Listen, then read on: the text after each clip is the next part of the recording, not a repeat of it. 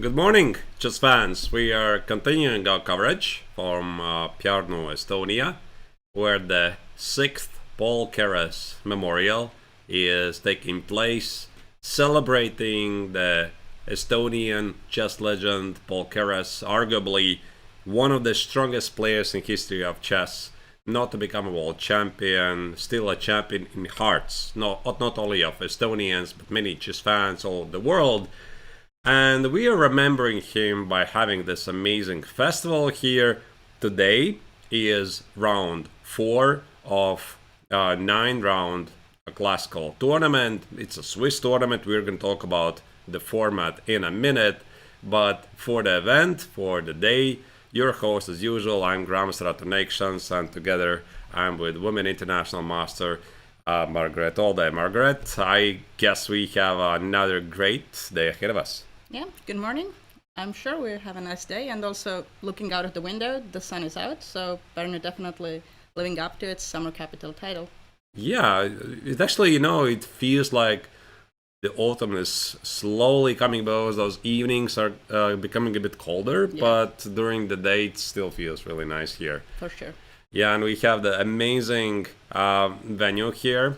We are right now in the Estonia Spa Resort. I almost made it. I keep mixing up the title of this amazing spa place. Anyway, we're in a very nice hotel and spa in the heart of Pärnu. The Baltic Sea, the beach of the Baltic Sea is like pretty close, a couple of hundred of meters, and the city itself is a magnet for many tourists. Like it's 2-hour drive from Latvia, and there's many tourists from Finland, Latvia, Baltic countries, and even further. So great place to play chess, I suppose. I hope so. Yeah, it's definitely an easy place to get to, but also gives you an opportunity to maybe enjoy the city, enjoy the sea. Yeah. And Paul Keres has ties with Pärnu. He was not born here, but he spent most of his younger years in Pärnu. He went to school here, so. All right. Okay. So we have quite an amazing event. The main event, of course, is the A tournament. This is the new look for us, and we get to see 2 leaderboards.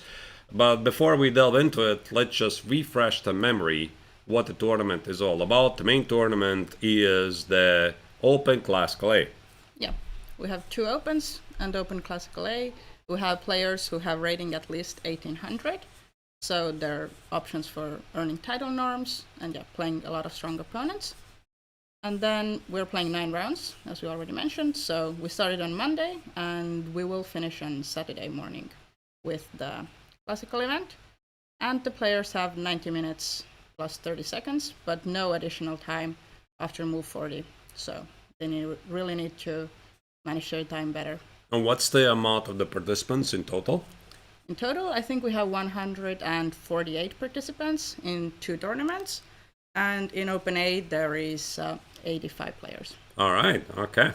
And about 20 players from Latvia. Yep. Which I'm very happy about. And this is why they're here. In total, there's a 16,000 euro prize fund allocated for all the tournaments. And the biggest chunk of it is going to walk away with the winner of the Open A tournament, 2,200 euros. I think it's pretty decent prize money for any respectable chess open tournament. And that's why some of the best chess professionals, mostly from the Baltic countries, have come here. And what I really also enjoy to see is the good pricing for the women and some other groups as well. Yeah, exactly. And I think it's very fair. Also taking it into account that yesterday we saw quite a lot of good games played by female players, so I think they definitely deserve a decent prize fund. Absolutely, I'm there with you, Margaret, completely, and this is where's the schedule of the event. We have 3 days with double rounds. This is the 2nd day of the double round, and I would say that from my experience as a chess professional, the first 3 days are probably the hardest. The first one is mostly people arrive, it's very difficult to get into the room, and bam, bam. Then immediately, Tuesday and Wednesday, there's double rounds. but everybody has the same conditions, and the entire tournament is 6 days for 9 rounds. Yeah, exactly. So actually, by the end of today, we will have more than half of the rounds played already. And then tomorrow morning, they can have a little bit more rest or more time to prepare, maybe. And yeah, then one more double round day. Okay, let's delve into the action because our coverage starts 1 hour after the beginning of the broadcast. That's why we are not really going to see the very first moves being played. We already have some interesting positions. The opening phase mostly is over. We could evaluate what's happening. We have access to 11 digital boards. Mostly we will focus on the top boards, like try to switch from time to time and see what's happening. We also have a camera, and we keep upgrading our services with every single round. So in this one, as you can see, we can have a very nice view of the top 2 boards. For example, on the right corner, we have Tomas Larušas playing against Valery Kazakowski. This is the duel of 2 top Lithuanian grandmasters. Very principled fight. Yeah. And then we have on the left corner Nikita Meshkov playing against the young talent Fischer from Switzerland. Also could be very interesting. This is also one of the early rounds where the grandmasters are clashing. Yeah, and I think this is the first time that 2 grandmasters are playing against each other in round 4. And yeah, as you already mentioned, they already have quite a lot of games together, I think. And yeah. All right. Yeah. So let's delve into it, and we are going to start with the top board. That's the game in question to the right. So you can see Kazakowski against Larušas. Larušas on the right with a black shirt. So we have some Slav position. I was briefly following the game. I was very curious about the opening choices they did. Do you play the Slav yourself with other color? Yeah, I've played it with white quite a lot of games, so I was also interested to see. And I think maybe one of the most surprising, or maybe not most surprising, but it was interesting to see that Larušas was thinking from very early on, when it was clear that he was probably just picking which direction he wants to go. Definitely knows different ways, but yeah, he was probably choosing. So maybe it was some sort of a surprise coming from Valery. Yeah, it could be. I mean, there could be many reasons. Maybe he's just slowly waking up because this is a morning game, and most chess players, they're really owls. But speaking about both of them, they've had a pretty different start because Kazakowski has been playing really well. I mean, he's been playing pretty easy, impressive chess. His opponents were crashing and burning quite quickly, and he just punished them mercilessly. Yeah. On the contrary, Larušas has been struggling quite a bit because he was having some difficult games early on. Like, he survived the early scare, I believe it was round number 2 against the younger compatriot from Lithuania.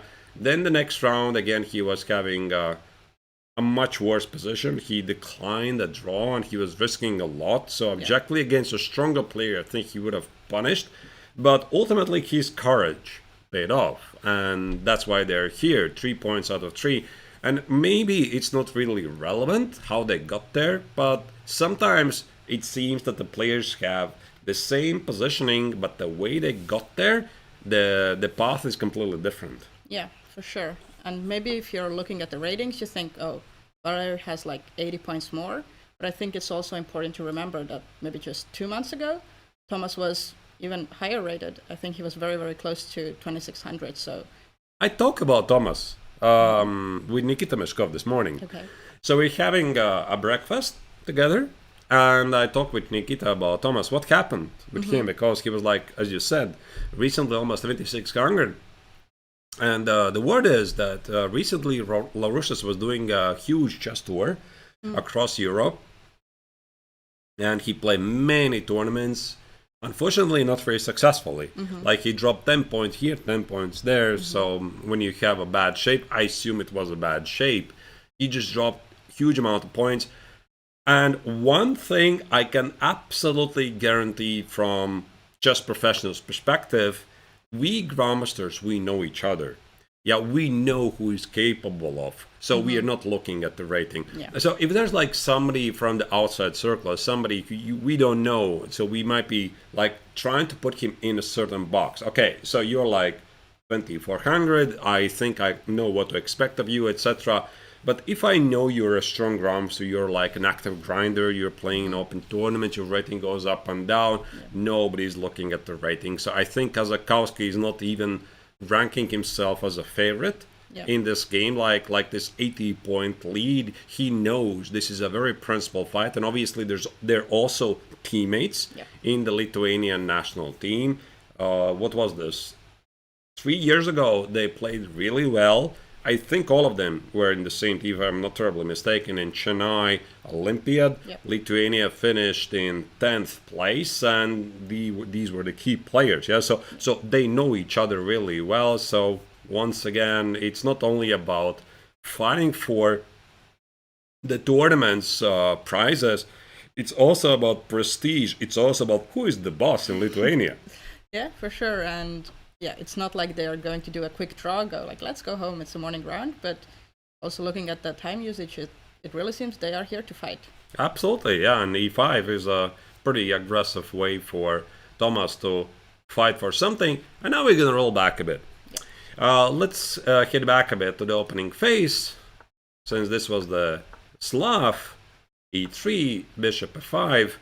I might have even played the Slav against Laurušas myself. This was maybe like 10 years ago, so yeah, I don't remember, to be honest. Like, it looks very familiar. Laurušas with the black color, Slav, yeah, it immediately brings me some memories. And this knight h4, it's a very common thing. I know, Margaret, you play it. I've had a lot of games here, yeah. Yeah. But usually with bishop e4.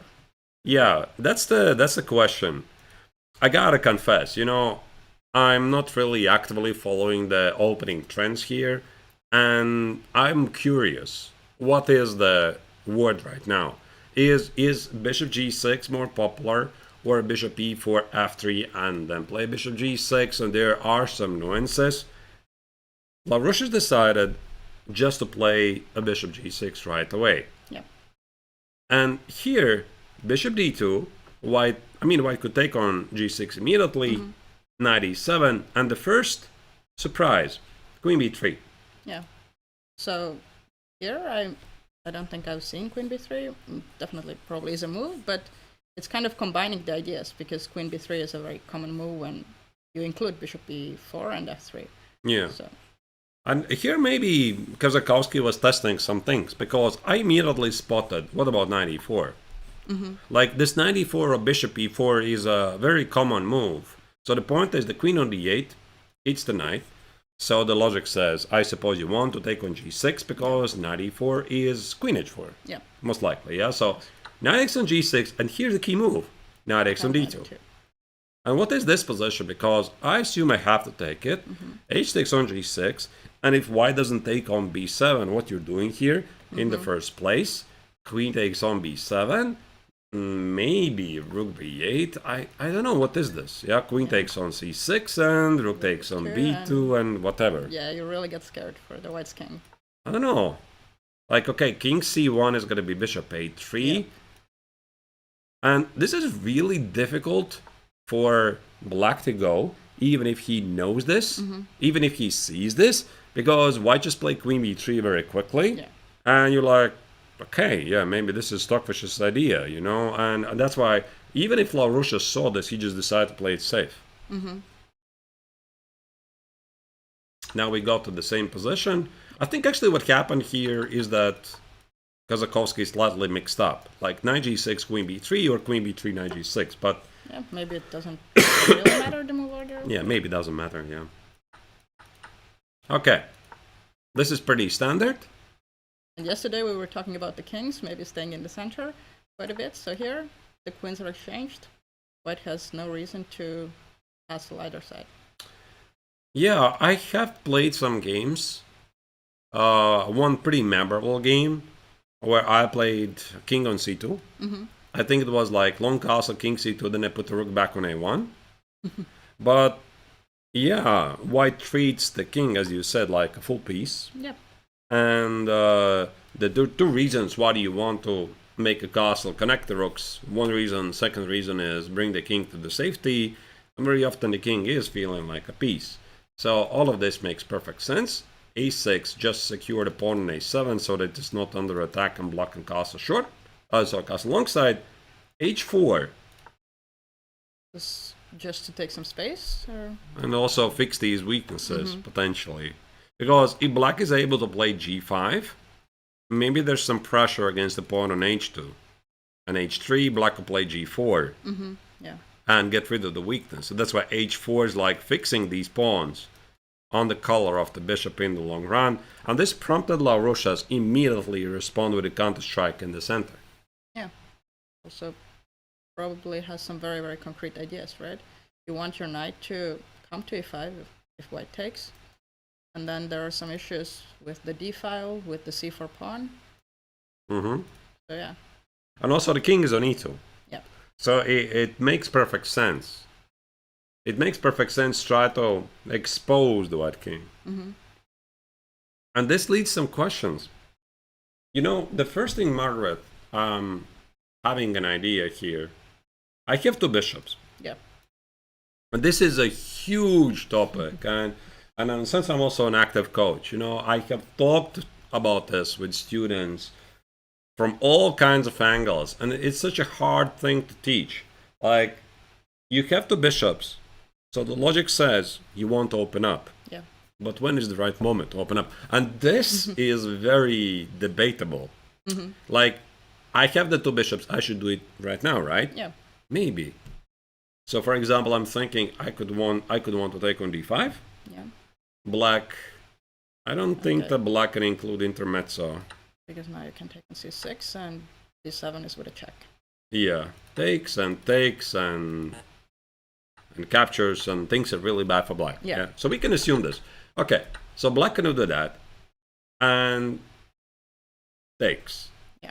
So I got potentially an IQP like this. Yeah. You also have double pawns on d file, which I you do. can try to get rid of with b4, b5. But I don't want to give up the bishop. Exactly. And if I don't want to give up the bishop, what if black goes after my king? Like either d4 immediately or even bishop c5, king b8, and d4. Yeah. And I'm looking at this and I'm not really sure. So I have two bishops, but now my move h4 visually makes no sense. I feel my b pawns are vulnerable, so I don't like this.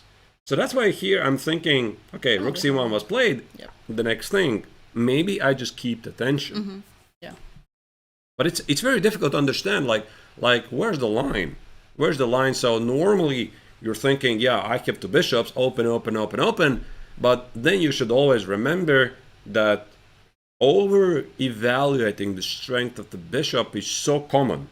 So people tend to over-evaluate how strong the bishops are, and they tend to forget about anything else in the position. And that's why sometimes you have to feel like, okay, this is the right moment, keep the tension, and play rook c1.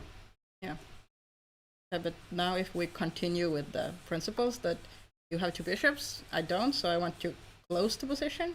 What about if I go e4? Very logical question. It is very logical question. I am afraid there's no easy answer. And it could be that you're closing the position, but you're unable to keep it closed. So that's probably the best I can say. Like, if black is able to play f5, then I think black is like perfectly fine. Although this pawn on g6 is somehow vulnerable, maybe in the long run. But that's the thing, you can't play f5. Yeah, I need to defend the d5 pawn. I have maybe still some issues with my king, so... Let's say you play knight b6. Yeah. And I'm not sure if I have to. Wait, But the king is already hanging. Yeah. The king is pinned, yeah? Okay, let's say I play king b8 and I play f3. Yeah. And you can't really keep the pawn on e4, keep the position locked. Like, you could play it, for example, just some random lines like takes and here. And maybe white already is thinking about g4, g5, get to the pawn on f7. And again, it's like black is playing textbook moves, keep the position closed, but it's the wrong moment to do it. Yeah. And this is the hardest part for anyone to understand. So, like, I'm supposed to keep things closed. I cannot do it. And white is like, I'm supposed to open the position and I can't do it. So that's why every single position is very concrete. Yeah, that's why chess is hard, yeah. That's what chess is hard. Exactly. You can't always go according to the general principles. I think that these general principles, the best way to describe it, they're like guidelines. Yeah, they're guiding you. And you are the one who is like deciding, is this a good thing or not? Okay, so we have a move. Yeah, king b8. Which then maybe makes sense. He's like keeping the options open. Maybe he wants to close the position at some point, but in b8 he would have to go anyways at some point. Yeah, it's just I think it's a move you don't really want to spend too much time on. Here, I think Larouche looked at e4 and he saw there's going to be f3 at the end of the line, so no need. It doesn't mean that he's not going to play e4 at some point later. Yeah. Okay, so very, very interesting, unbalanced game. By the way, one thing I immediately want to clarify, these pawns are not weaknesses. Same applies for the pawns on g6 and g7. In the long run, yeah, they could become weaknesses, but they're not weaknesses right now. All right, next board. Yep, let's move. Second board, Nikita Mishkov, playing with the white collar, my countryman, one of the best Latvian grandmasters, playing against Daniel Fischer. I believe Daniel is a younger player from Switzerland. Yeah, I think he's around 22, 23, right. So yeah. Okay. So we can see them to the left. Yeah, on the screen. Yeah, you can see he looks pretty young. And Nikita also is dressed in the black. So Nikita earlier in the tournament, he said he was not feeling really well. And this is, by the way, I was thinking about this. Like, you can't see this. I think that most of the time when we chess fans were looking at the tournament, we expect that the player is 100%. We expect he's like 100% tuned in, and that's why sometimes we're watching what's going on with the guy. You know, what's going on? Why is he playing so badly? But there's like a million reasons why you could be underperforming. Like, I had a bad sleep. Exactly. I had a big fight with somebody, like verbal fight, etc. Like, my mind is elsewhere. My pipe burst at home and I have to think how to fix the thing. My car broke down. I have to get an engine, etc. There's like a million reasons, like you're depressed or something. Anyway, not even to speak about health issues. Yeah, exactly. Yeah, health issues, of course, is a big reason. So, and this can show in the performance. And anyway, yeah, I know Nikita really well.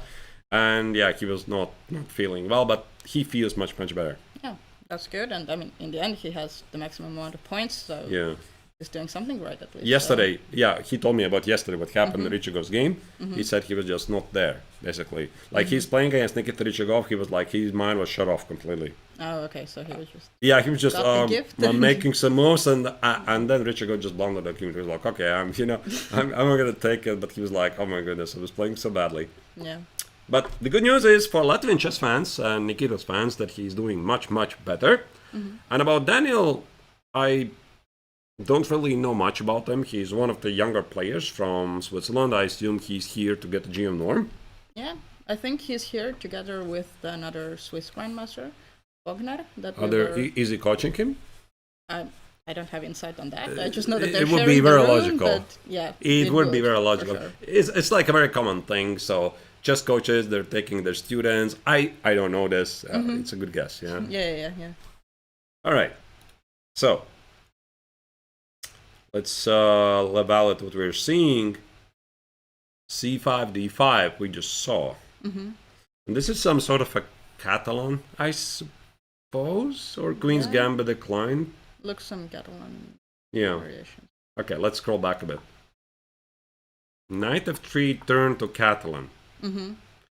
Yeah, that's what I really love about Knight f3. It's one of my pet lines, is that you can easily transpose, to d4, c4, mix it.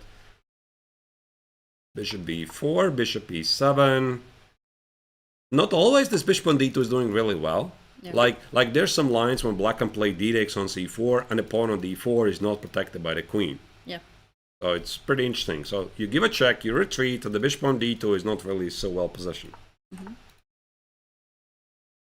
So the trendy move was knight e4. Yeah, knight of 94 was something that we saw yesterday, right? Yeah. So, Somebody wrote a Chessable course on this.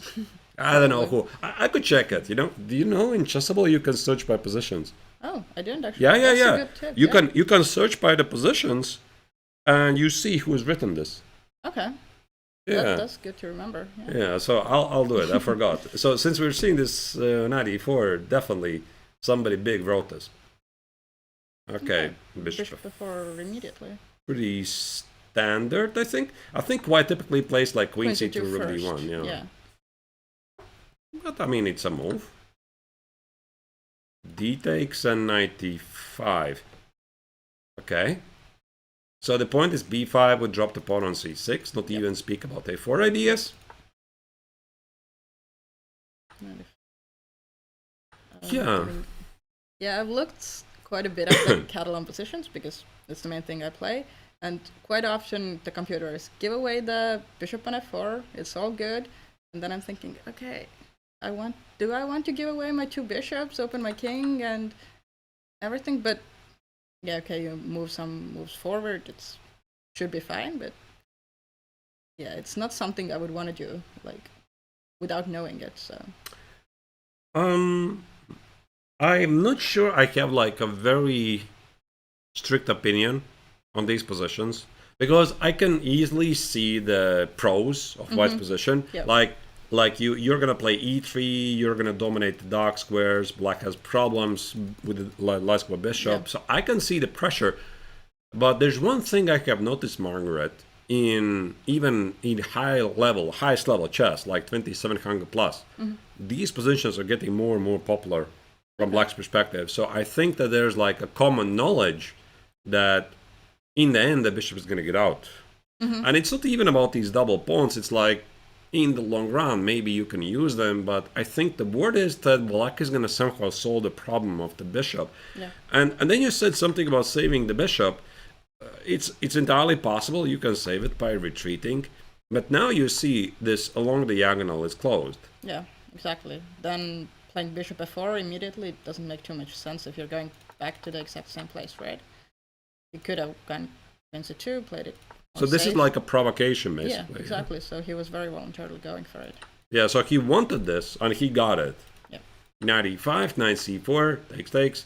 It's also one of the most important things is that strong players are always striving for imbalances against nominally weaker opponents. So unbalanced pawn structure, unbalanced material situation, because chess ultimately is a drawn game. And then in these complications, they hope they're going to understand the position better than the lesser experienced player. So that's why I think Nikita here is like perfectly happy with this. Yeah, and it also then makes sense, right? If he thinks that he understands better and doesn't want to let the Black's bishop out, then it's a very reasonable choice. Yeah, and Black is about to play c5. Queen b3. So, I mean, Engine gives some minor inaccuracies here and there, but I think that both players are just carrying out their plans. A5 and c5. Okay. So, I was looking at the moment when Black's going to play c5. Like, can you do it here? I don't think so. There's going to be like a cheapo. Exactly. Yeah, so the c5 idea quite doesn't work. He thinks he has enough time to get the queen away. And why not here c5?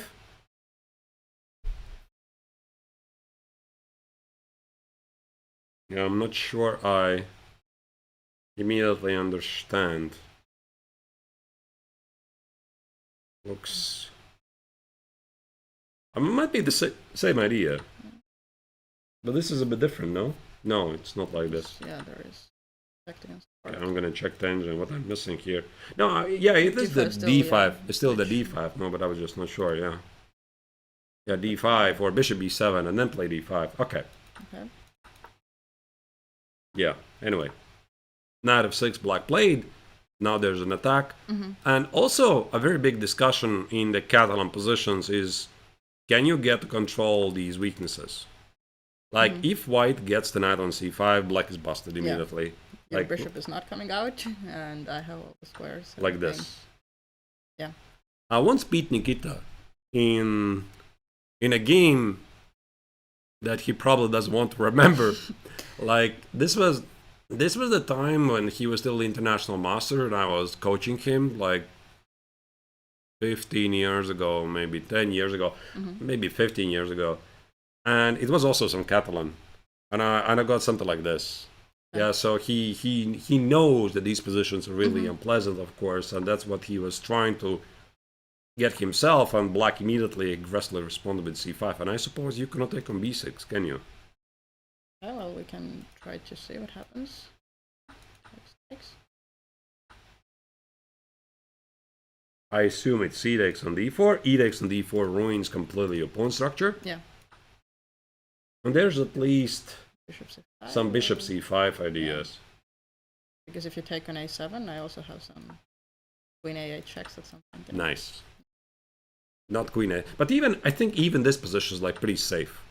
Like here, rook b8, double the rooks. There's some pressure, the king is weak. Normally black is like perfectly fine here. Oh wait, we even blundered the queen. You can't even take the ba, right? Yeah. I was testing. Yeah. Yeah. Okay. I just wanted to show the idea. Of course, chess is very concrete, but I just recognized something. I straight went for it. So Nikita responded with d5, and now takes on d5. Very unclear. I think black wants to play b5, c4 somewhere. Like. Okay, but you have to change. Yeah. Let me just try to put it. Can I do this? I mean, I would love to play like this. The pawn is hanging. I'm dropping a pawn. Like, I want to show what I wanted to get. Something like this. Make sure there's no fork on d7. Yep. I have the bishop. I have 3 pawns against 2, and you have the weaker king, and I'm like a very happy person. Yep. But again, chess once again proves it's a very concrete game. And b5, knight e5. The knight d7 fork is kind of very annoying. Yeah. Yeah, not easy to. Maybe not like this.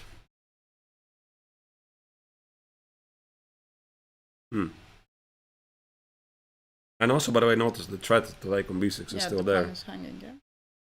And these positions, I think mostly they're very dangerous strategically. Like takes, and if white keeps this pawn, the knight is always gonna dominate the bishop. Like these pawns are completely irrelevant. I think you can be up 3 pawns even here. But I have a pawn majority at the king side. Knight controls everything. You can't smoke it out. Like I would definitely play with white here. Yeah, I agree. So what do you do? And that's why Fischer is thinking it's not an easy choice here. But if he's thinking right now, so he doesn't want to take knight d5, is he thinking about taking with a bishop but then not taking? But this feels weird. No, but I think it's a very good moment to stop. Because why would you, for example, include a trade and start to think from here? Because maybe you already missed something.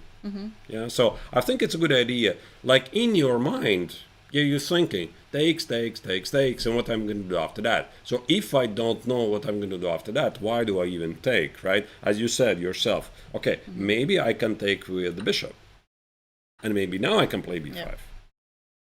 By the way, yeah, looks very reasonable. There's some concrete ideas. And now we have our c4. Exactly. So you take with the bishop, queen goes here. Who says you even have to take? I mean, maybe you do, but the knight does cover the critical d7 square. And you could play like... There's some nice e6 jumps, so maybe let's take care of maybe that. even queen c7. Yeah, it's just an idea. Like, I'm not sure this is so obvious. Like, maybe now you can take it. We basically got to the same position we wanted with a different move order. So bishop takes on d5 is a move. I'm pretty sure also Mishkov sees it. But there could be other moves. How to protect your bishop? So bishop this. No, bishop. You don't want to go bishop d8, do you? Or maybe there's no other moves actually.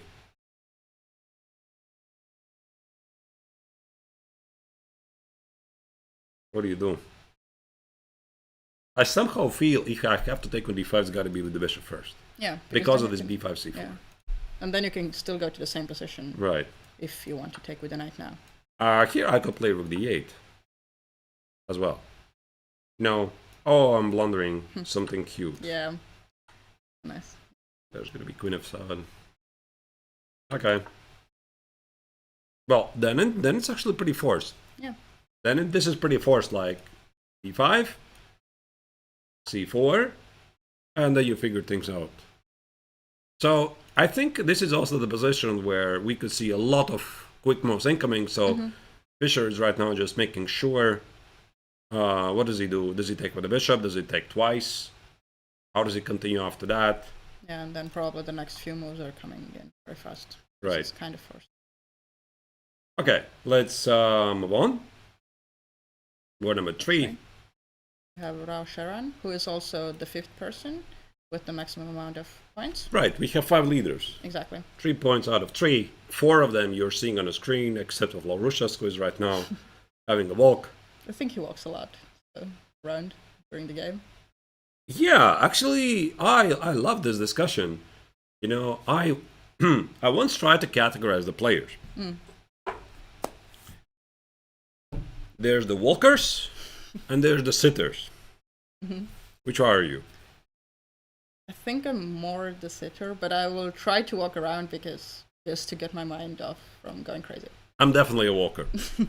And I know some infamous walkers like Peter Swidler. Yep. He is always walking around. Like, I don't know, it somehow, it probably depends on the player. Yeah. Like, I know my very first coach would tell me, you always have to sit at the board non-stop, never get up, etc. I can't do it physically. Like, I like to stretch my legs. Take the game with me. And yeah, it's funny that you mentioned that Laurusha's is also potentially a walker. I think it also depends on the reason why you're walking, right? Because probably, yeah, as you mentioned, Swidler and maybe yourself, you're walking around and still thinking about the game. Yeah, absolutely. My goal when I walk around is, okay, You don't think? No, I mean, okay, I still think, but like mostly it's, okay, I've been thinking for super long, so I want my brain to maybe switch off from that game for a second, and then I can come back with a clear mind. Right. Okay. Yeah. Interesting. Okay, so here we have Rao. Yeah. She is also one of the players with 3 points.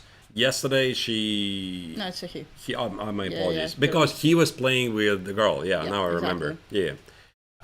He was a bit lucky yesterday because he had this game holding on for most of the part, but he managed to trick the opponent in an opponent game. Okay, yeah. And now Bogner, I think, wants to win the game. And black is already much better. Yeah, something very weird has happened. Because if you look at the position, kind of like black's position visually. I'm not sure what white is doing with the knight on d1. Exactly, all those 6 pieces that are all together. It's like a 6-pack. Yeah. Yeah, it's strange. Yeah. So, normally, I think you want to position your pieces in good squares, and none of the white's pieces are standing particularly well. Exactly. So these 2 rooks, pardon me, these 2 rooks control the open C file, but there's nothing happening. Exactly. There's no points to crash through.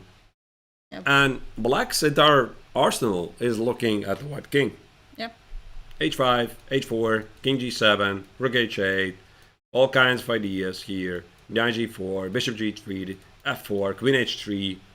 So easy game. Exactly. That's, I think, one of the main points. It's also super easy to play with black. It's not like you have to figure out some very difficult moves, but King G7 probably is a move you want to make anyways. H4 as well, so yeah, definitely black is the one who's having some sort of an advantage. Okay. Oh, B3. This is where Bogner shows his amazing understanding of the position. It's like, I can definitely tell you this, that many non-professionals, they are struggling against off-beat continuations, like C4, knight F3, G3, E3, they're like, don't really know what to do against it.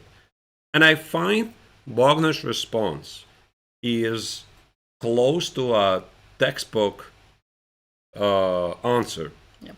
Because he plays bishop f5 and e6, which is not the typical response, but now I would like to show you a different line, which we have, by the way, on the top board.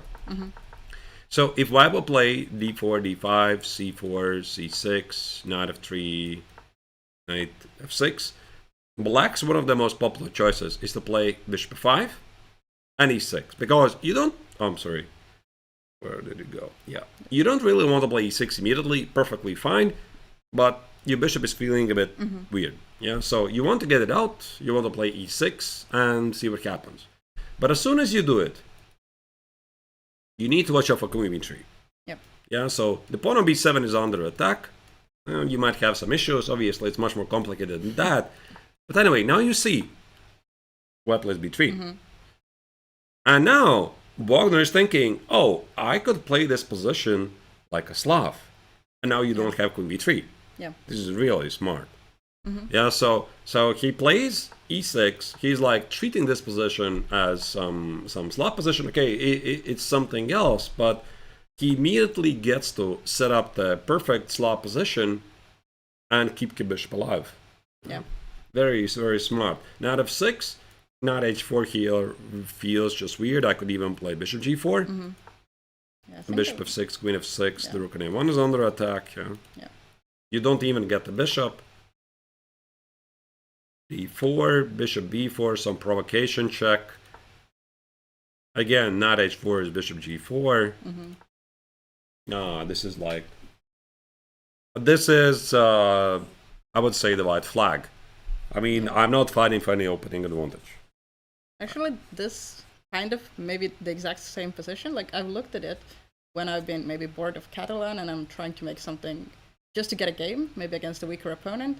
And okay, I know, like, if black goes bishop f5 and then the provoking check, it's quite good for black, but then it's like, okay, maybe against some people I can hope that they will not put the bishop on f5 and then I might get what I want again. But obviously here, Sebastian knows what he is doing. Yeah, so he's extracting everything there's to extract. And one of the big themes of the Slav is that white tries to get the bishop pair. At least, I mean, you're getting something, and now white gets absolutely nothing. Yeah, so, I mean, again, it's not like white's position is even worse. Yep. But we're not talking about any privileges here. Yeah. And the next thing really fascinates me. Bogner doesn't take on d3 at all.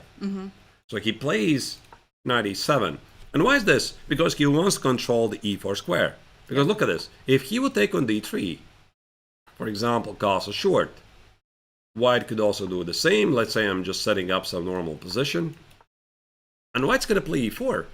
And just like that, he's even slightly better. Yep. Yeah, so it's all about the control of the e4 square. So Bogner plays knight e7. He allows doubling the pawns, but he firmly controls the most critical squares in the center. Which I think it reminds me of something like with reversed colors, like London ideas. Yeah. Sometimes, like, you think immediately, like, I go bishop d6, white has to go bishop g3, but sometimes they don't, and then I'm like, okay, what am I supposed to do now? And it gets to a totally different game. Yeah, speaking about the London, Margaret, it's something I have never really paid attention to, but I think I should give it a try.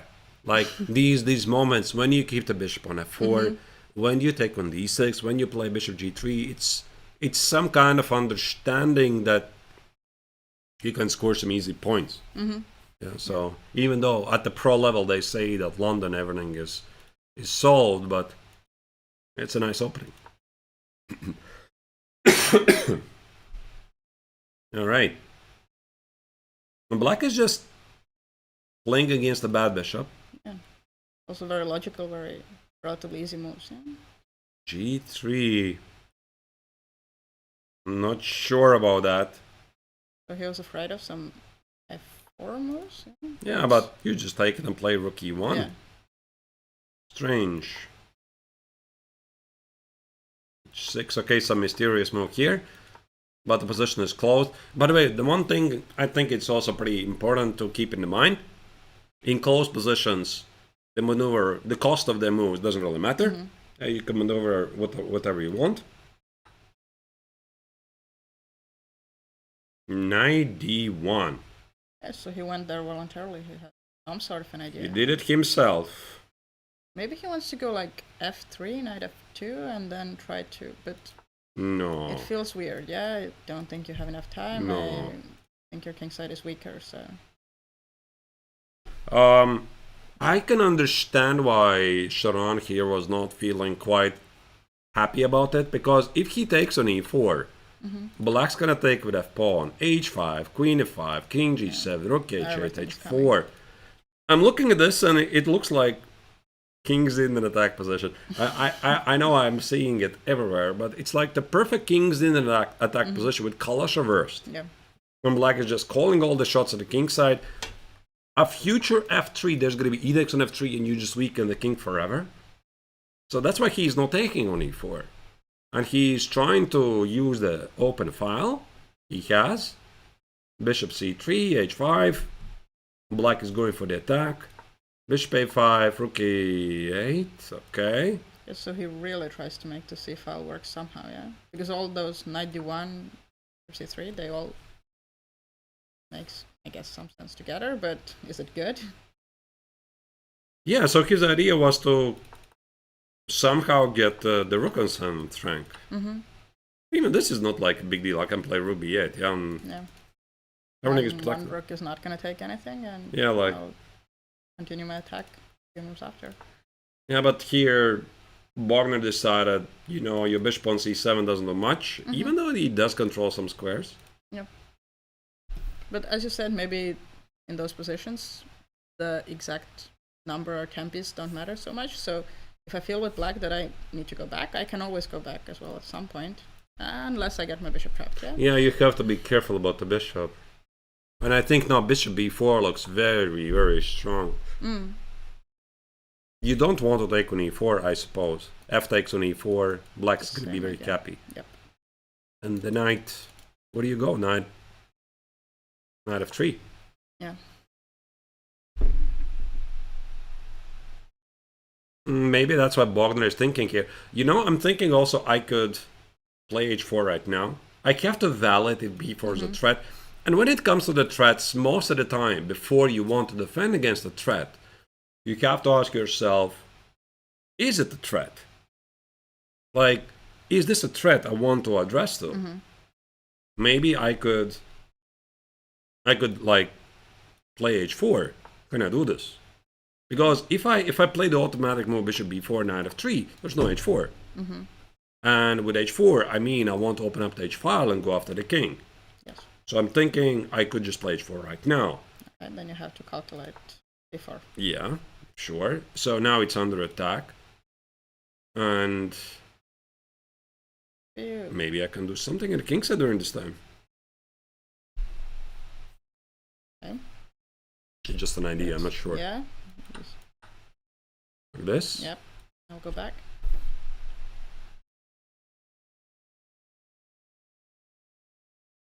The computer loves it, but yeah, I don't even see why. I don't see the checkmate. I can include this. Okay. Yes. I'm not sure what it does. Yeah, not super clear. And that's why Wagner is thinking. You know, we have checked the top boards, and we have more top boards ongoing. 11 digital boards of the round 4 of the tournament. I think we're going to make a very, very short break and then continue observe what's happening, and then once again make a full circle back to the leaderboard, see what's happening. There's a clash of grandmasters. 2 leading Lithuanian grandmasters are there, some of the leading Latvian grandmasters are there, and we'll be coming back in just a couple of minutes. So, dear viewers, hope you're enjoying it. Write your comments in the chat. How is your day? Is your favorite player playing in the tournament? What do you feel about Paul Keres and his legacy? But we'll be seeing you in a couple of minutes. Stay tuned.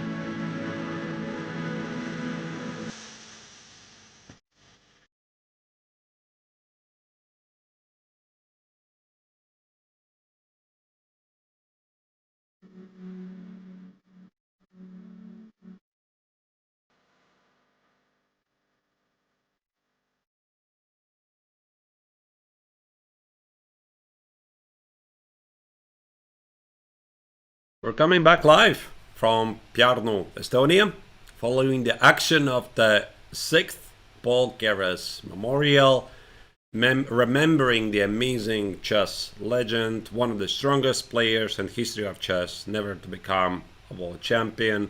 Pärnu is the city where the Estonian chess legend spent many of his best years in his youth. He was going here to a school.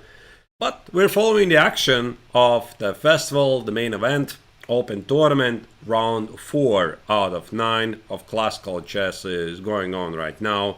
And I'm Arturs, this is Margaret, and let's continue. Yep, let's go. And all right. Yeah. During the break, I took a peek into the playing hall. I did see one result already. So really? Maybe it's, I think it was a draw. We can check, but I think it was a draw. So since we have double rounds, I think maybe some players are starting to save some energy. So that's the game, board number 6, yeah, Oleg Krivonosov against Gleb Podlozhny. Yeah. It was, what was it? It was not even a trafford repetition. Let me just put it on the screen. From Catalan.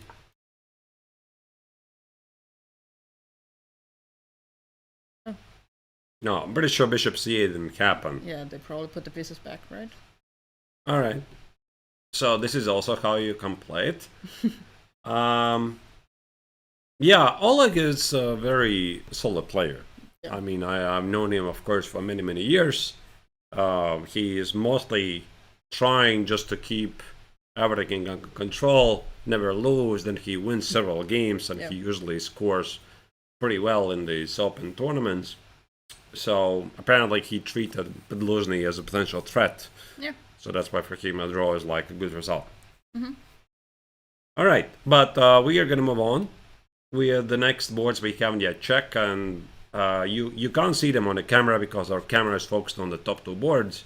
But the board number 4 is where one of the tournament favorites, Tavo Keinen, is playing with the black color against Michael Kopilov. 2 international masters collide, except Keinen is 200 points higher rated, basically already GM strength. Yeah, although I think that definitely Michael Kopilov has been a lot higher rated than he is right now, so definitely also a strong player. All right. So what do we make of this position? What is this even? Yep, that is the first question, right?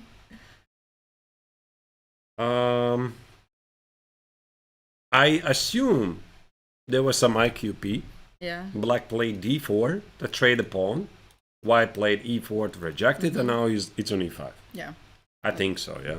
And then the question is d4 a weakness or a strength?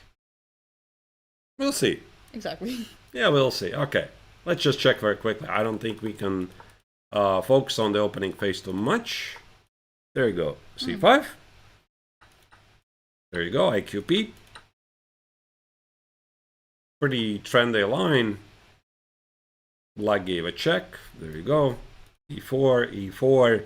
Of course, white does not want to take on e4 because then the position would be completely symmetrical, and white is hoping to use the power of the pawn majority at the king side.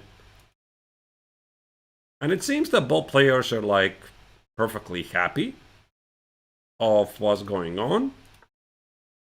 e5 makes sense. You put the pawn on e5, you want to organize some king side attack, and the bishop f5, black immediately tries to shut it out.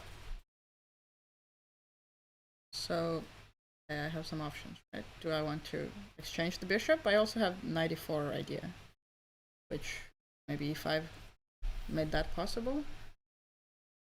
Exactly.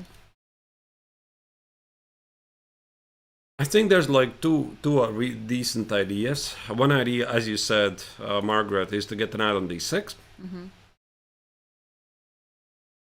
Second idea is go after the pawn on d4. The question is, which one do you choose? For example, I could play knight e4. Yep. And let's say black is like totally cuckoo. It's something like h6. I put the knight on d6. Takes. So if we get this, I think white is very happy. Yeah. The pawn on d6 is very strong, even though the bar says it's not like a big deal, even with my cuckoo. So it's not going to work. But what if I play rook e8? I stop here 96, Yes, pinning the some queen. pins. Yep. I might improve it.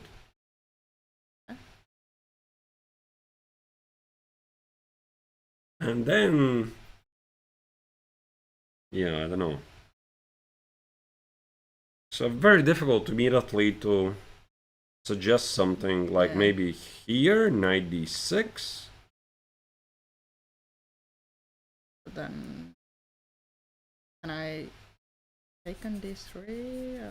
I don't know. Can I take on e8? You take on f1. If I take, I'm thinking 95 Yeah, bishop I want to e5.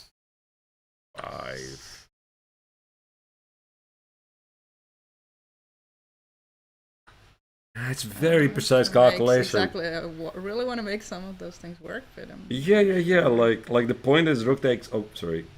Rook takes on c1, rook e5. Yeah. Like that's the dream. But I mean, you have to calculate these things very clearly. But ultimately, if you do it correctly, again, if you get this, then I think mostly you are happy. Yeah, because like it's not so easy to start attacking the d6 pawn, and it takes a lot of moves. Yeah, and that doesn't do anything. Like realistic case. Yeah, I think white would go there, but yeah, that's idea number one. And idea number two is go after the pawn on d4. Like I don't even see anything else. Like maybe this, rook d1, and just get to the pawn. Let's say black goes here, target the pawn. I go here. And maybe there's some bishop d6, some pins. Not super clear. Like, yeah. Like I'm seeing the pin here, but again, it's super concrete. So that's why, again, maybe I'm gonna show you some ideal scenario. So instead of rook e8, let's say black plays the same stuff, h6. And black does something ridiculous. So that's what I want. Yeah, like I want to play knight e4, maybe even in some lines get the knight on. Okay, that's a different game then. But I want to get to the pawn on d4. But that's the point. I mean, it's not immediately working. And now the big question is, which of these two plans, Margaret, looks the most logical to you? My mind would first go to 94, but I understand that there is a lot more maybe to calculate at that point. So it also maybe depends on what type of player you are. If you want to calculate the very concrete lines, or you just more want to play with ideas. I like 94. I think it looks tempting. Yeah, it's very tempting. Like 94, rook e8, and what was it? Queen of 3, yeah? Yeah. And then black plays bishop f8. I mean, it's not like I have to play knight e6. I could even go here. I'm threading some cheapos. I improve on the threat. I think this is even more logical. Let's say you're reacting like king h8. Can I play now knight e6? Again, it's going to be something to calculate. But maybe even in these positions, I suddenly get the chance to go for some unexpected king-side attack. Yeah, like knight g5, queen h4, etc. I see the engine is as usual mocking me, but I mean, everything starts with 94. Yeah, I like it. And that's why I think also Kanan, and he played his bishop f5 to anticipate knight e4. Like, he didn't really have anything else. And yeah, knight e4 is on the board. Yeah, I like it. It's a great choice. All right. I like white's position. So Kanan and here's been spending some time. Yeah, like this was in the earlier rounds, was it, Margaret? He was playing so quickly. Yep. Now he is like, slow down. Yeah, we made the conclusion that maybe he's just a very fast player, but I think also the previous round he was spending a lot of time, so yeah, maybe we were not that correct about it. Maybe not. Yeah, you want to think from time to time. Let's check the board number 5. Yep. Savita Shri is playing against Hagen Poich, another Grandmaster. Yeah. Savita had a quite good game yesterday. She made a draw against Sebastian Bogner, if I'm remembering correctly. Yeah, very impressive Yeah, game. exactly. She calculated really well and was even pushing a bit, so... All right. Oh, we have something.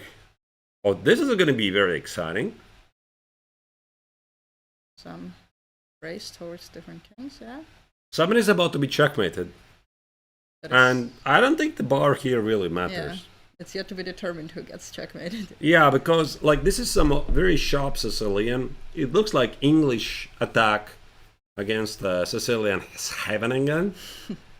We discussed the pronunciation of Scheveningen some days ago. And in these sharp positions, the valuation bar is just completely, it's nonsense. Like, it's very often based on one specific move. Of course, if you would be like an engine, and you play out like an engine, yeah, you would get your clear advantage with black. But here, if black just errs at the wrong moment, he's done immediately. So that's why I think here it's more important who controls the initiative. The only thing I don't like about Savita's position is the knight on b1. Yeah. Well, she probably had to go there, right? With b4 threatening the knight at some point, and then she decided to put it on b1 for some reason, but... Yeah. Probably.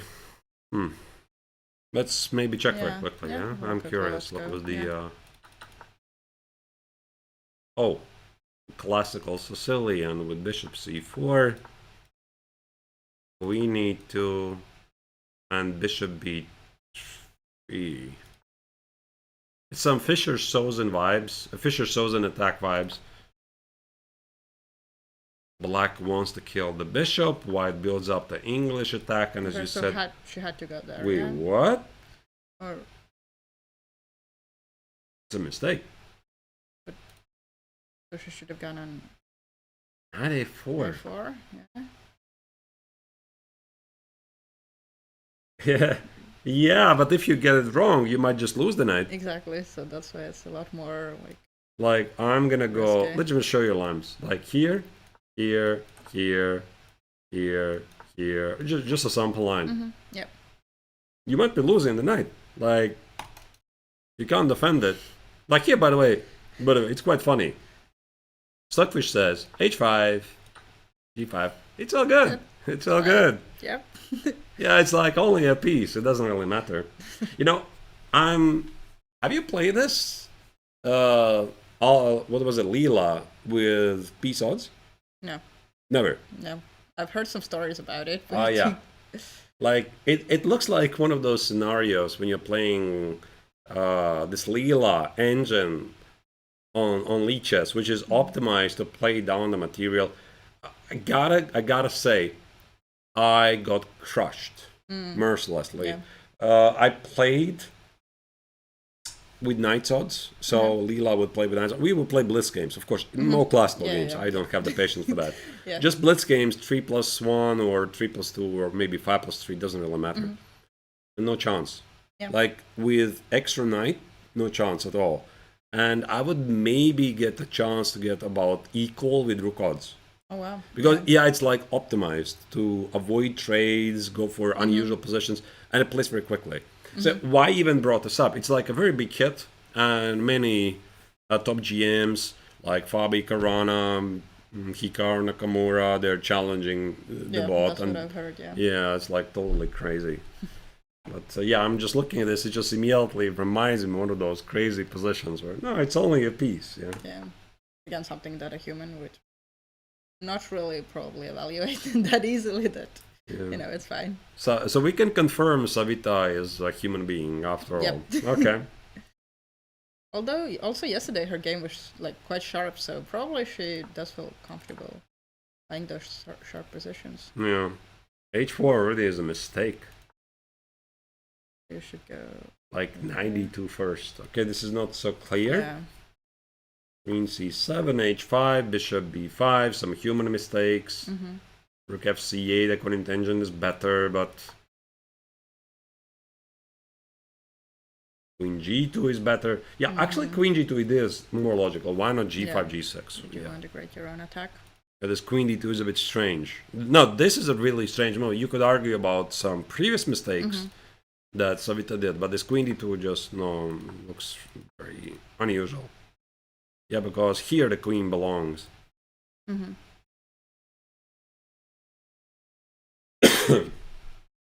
So do I mean, I have to do some type of my own attack thing, right? So can I go g6? g6 immediately, yeah? Yeah, you have to, I think.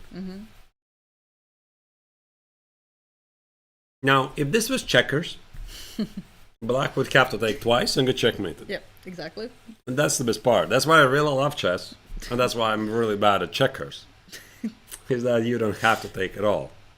So white is not really threatening to take on h7. There's going to be king h8. Yeah. It could be g takes on f7, or even h6 and h6 on Cool g7. idea. Yeah. h6 looks incredibly scary. There's bishop h6, queen h6, and if this is not a checkmate, I don't know what this is. Yep. So you can't do that. But black probably is somehow faster. Can I get the knight on c4? So through e5. Yeah, that's my idea. Takes, takes, takes. Some chaos. Oh, by the way, there's some knight e3 checks at the right moment. Yeah, you need to be a bit careful. Not here because the queen is hanging. The queen c8, yeah. Super sharp.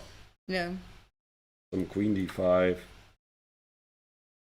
Yeah, you see, I mean, I'm just making the normal moves on bar, like up and down, up and down. That's what I'm telling. I mean, this is the kind of position where you can't immediately apply the logic. Yeah, it's like you have to calculate.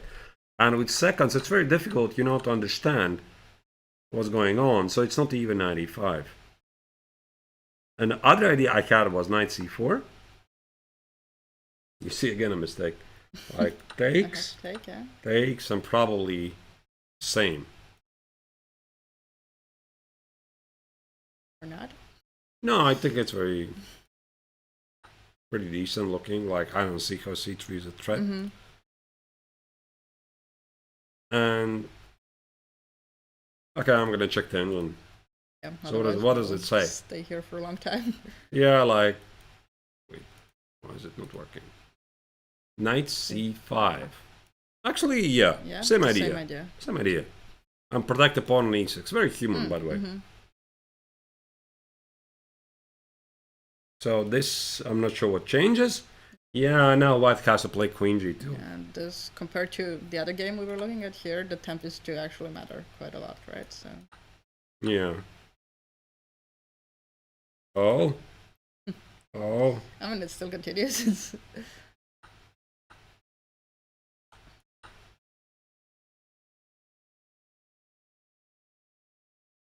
Some sample line, man. Yeah.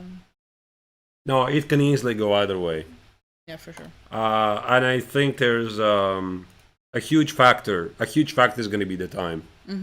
And for example, if you would give this position, let's say black has normally an advantage, but he's like down in 1 minute. Maybe he's busted. Yeah. Because white has the initiative. It's just not so clear. But what I'm slightly surprised about white here is that Savita is not playing the move g6. Is there something else? Is she looking at... You go h6, I go g6. Yeah. Maybe this is what she wants. Like this. Okay, but I have f6. Or I have even e5. Yeah, even e5. Yeah, like sacrifice the pawn and just play like nothing happened. Like this. Your king is weak. Queen is stuck. Knight b3, checkmate ideas.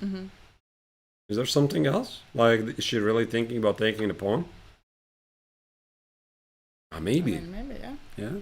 Like, if she sees that knight c5 is a strong move against g6, then I can try to... And this also enables some knight f5 ideas.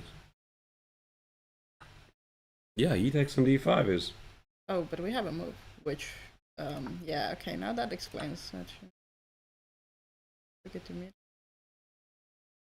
Knight b5. I don't like this. So she wants to just take the d5 pawn, or then why not start the other way around? Yeah, but I don't think that this position is all about the pawns, really. Like it's such a strange move, because why I'm saying it's strange, because I think in this position it's like a race. You're racing your opponent, and the knight on d4 is one of the instrumental pieces to go for the initiative, right? It's like within the striking distance, like it jumps somewhere here. And now to trade it for the bishop, I mean, of course the bishop on b5 is very strong. It feels like white loses some potential. The king side, e takes on d5 was played. Yeah. Probably has some very concrete ideas. No, it's definitely very concrete, but I don't like it. Like, okay, I'm gonna take on b3. To take, yeah. I'm pretty sure I have to kill the bishop. Again, it's not about the pawns even here. Yeah. And now I need some concrete move. Remember, white is playing without the knight. Yeah. This knight is dead. It's not doing anything. That's why white's extra pawn, I don't think it really matters here. In an endgame, sure, it's going to be a difference. How do we continue? Can I just take it? I think you have to do something, otherwise still had some threats. Yeah, my idea was if you take it. Now I play here. I have to. There's all kinds of bishop e3 and this g6 is just too slow. Nobody really cares. Yeah, I'll never be able to exchange the queens. There's no mate even, So I think that now you maybe play g6. But again, the same thing. I mean, g6 is not even a threat. I mean, black doesn't really have to take. So black could maybe play something like knight c5 again. Same threat, knight b3 checkmate. I suppose you have to kill. I mean, queen b4 is just a big no-no. Queen d5 same. So takes, g takes, rook f7 gives nothing. Go for h6, but you're missing the knight on d4. Yeah. Maybe this is what she wants. Takes. You're not going to checkmate with a knight on b1. Exactly, with one queen and one. I mean, of course, the position is still sharp, but objectively, I think that this was a mistake. This was a mistake. And she already unfortunately made a mistake before, like this very unusual, this queen d2. I would have thought that queen g2 was the move. All right. I think for Pudge, this is a golden opportunity. I mean, I'm not even saying that these lines are easy. But I think now you kind of have to. Yeah, you have to take this one, right? Yeah, you have to, and you have to go for the attack. Yeah. I mean, there could be like a gray area how you play here. Like there could be moves like rook c8. Yeah, you cannot play d6. There's going to be bishop d6. White probably still wants to play g6, and I could play like bishop f6 and rook a2 ideas. Okay, I'm missing something. But, I mean, it's not like in this position black also has only one idea, knight c5. Yep. I think this is like the safe move. But again, e takes on d5 hardly is the only move. Yeah. Probably start with knight b3 anyway. So. Yeah, he hasn't yet played it because that's the smart thing. Maybe he wants to keep the option to play knight c4. Maybe start with knight c5. By the way, I think knight c5 also deserves some attention. Okay, because I still can't go d6. Yeah. Checkmated. So let's just put it on the board. No, but you can checkmate immediately. Immediately. No, but I want to do it like this. Okay, let's do it like this. All right. So takes knight c5. White most likely has to take. Yeah, actually, this is also pretty smart. And d6.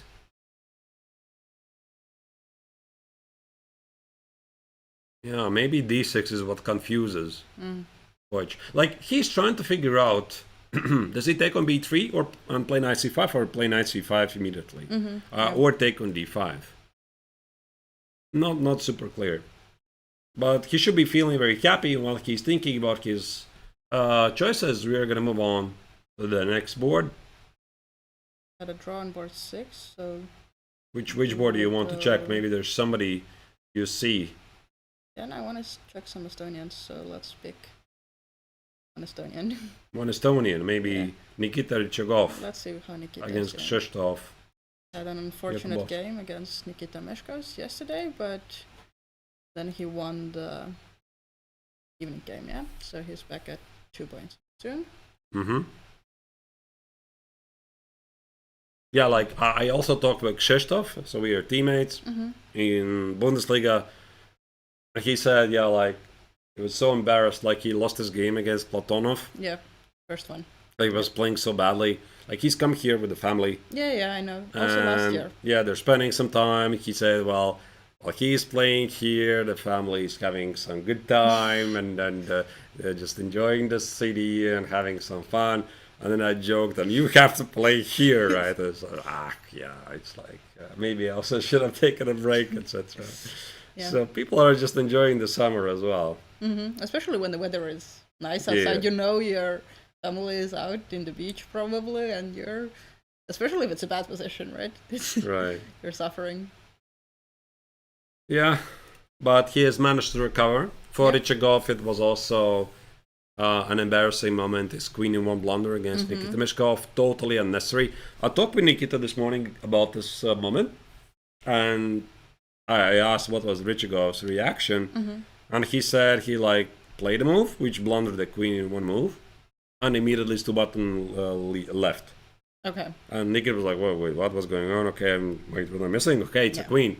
And then Ryczagov came back and just resigned. Okay, so he probably saw it. Yeah, of course. The second he made it, and then he just... I mean, okay, I don't think there was much hope that Meshkovs wouldn't see it, but I think Nikita was just very upset with himself. Yeah. It reminded me this very famous game of Shakhriyar Mamedyarov against Vishy Anand, where Anand with white, do you know this game? He played g4 and he missed queen of3. Yeah, I think so. Yeah. Yeah, and he didn't even wait for Mamedyarov to make the move. Yeah. He was like, oh yeah, but listen, Mamedyarov definitely sees this, right? And he resigned.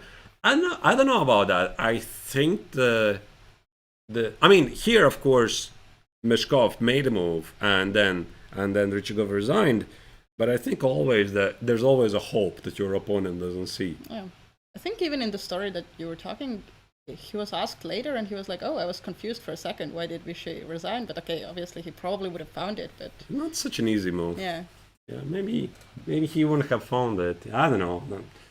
Anyway, not really relevant. So what do we have here? Jakubowski is having really fantastic position. He has an extra pawn. Yeah. Even though it's a double pawn, his king is safe. Some Najdorf, by the looks of it. Then knight on h5 is blocking white's advancement. Yeah, you can't even sacrifice it, right? Like, you would want to maybe sacrifice your rook, but it's just physically not possible. Can't do it. Your rook is hanging, so you have to deal with that as well. Easy to forget. Yeah. There's also rook e3 somewhere incoming.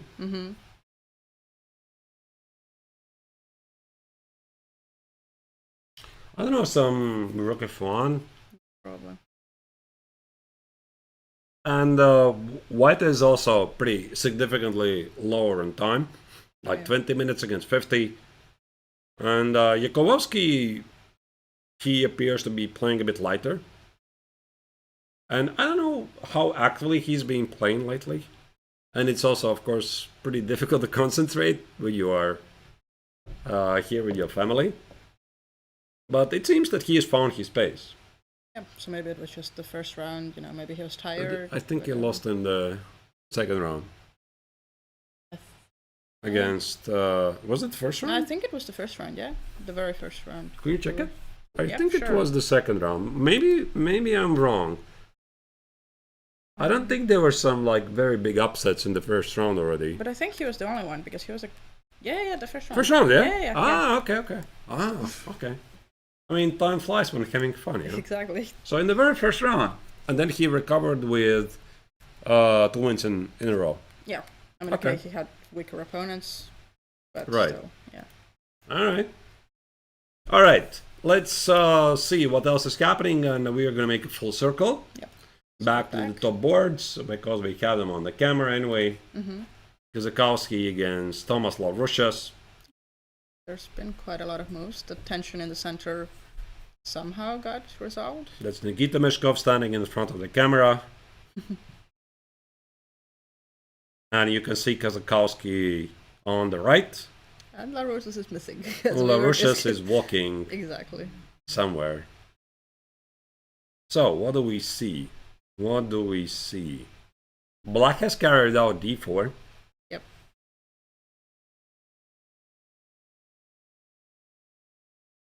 I think that Black has not fully solved the problems, because there might be future issues with the pawn on f7. Like, if we remove the bishops and the knights, and I leave myself with the bishop against this knight, like bishop c4 could be a really unpleasant move.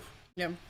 And then the doubled pawns on b file, they don't really become weaknesses. Right. Of course, you would want them to be on a2, b2, but Black can't anyways kind of get to them.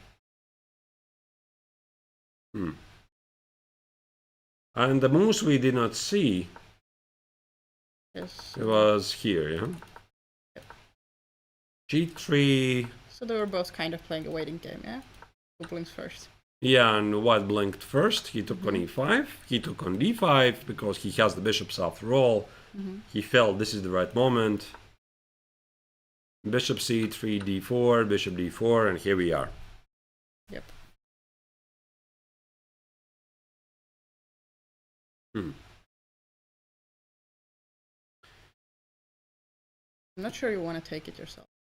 On d4, no. I think that I want to allow Black to take on c3, so I can fix my pawn structure. So, again, I probably would be thinking about the three-question rule. What does my opponent want? What are the weaknesses? And which is my weakest piece? So the weakest piece clearly is knight a4. Yep. What does my opponent want? He probably wants to kill my bishop pair. And what are the weaknesses? I would say f7. Yeah. That's the only weakness I can think of. So if I have the weakness on f7 and I have a misplaced knight, how do I improve my position? I mean, ideally, you would want your knight to come back towards the center, but I think the issue is that there's no very easy way to do that. Like, there's some weird bishop a5 idea, but it actually looks anywhere. So. A knight b6. Yeah. I really don't want my knight to stay on a4. But can we start with the forcing moves? Like, can I take it? Okay, I mean, I'll take it. Maybe with the knight. Yeah, because if you take with an I can't do it. I want to play bishop c4, exactly. just not in b5. That was my plan, yeah. Right. And if I now improve the knight, I want to go here. I want to attack the pawn. I'll try to challenge it. I'll go knight d7 unless I'm blundering, which I might very well be. Yeah. Feels blunderish move somehow, but yeah. No, it works. Yeah, so maybe I get to take and here, but maybe this bishop is not going to stay there forever because I could play b5 and smoke it out. And this pawn becomes a weak Then it thing. does, yeah. Okay, so it's maybe doesn't work like immediately. I was also thinking about some b4, like get rid of the weakness. It is a weakness after all, and this enables knight c5 ideas, keeps the tension. Go knight d5. Something center-based, yeah. Unless... 6, yeah. Okay. Good. Yeah. Not like this. Not like this. I'm not even sure what's wrong. Or maybe there's some knight b3 intermezzo. Bishop f7, and somehow it works. So, not so simple.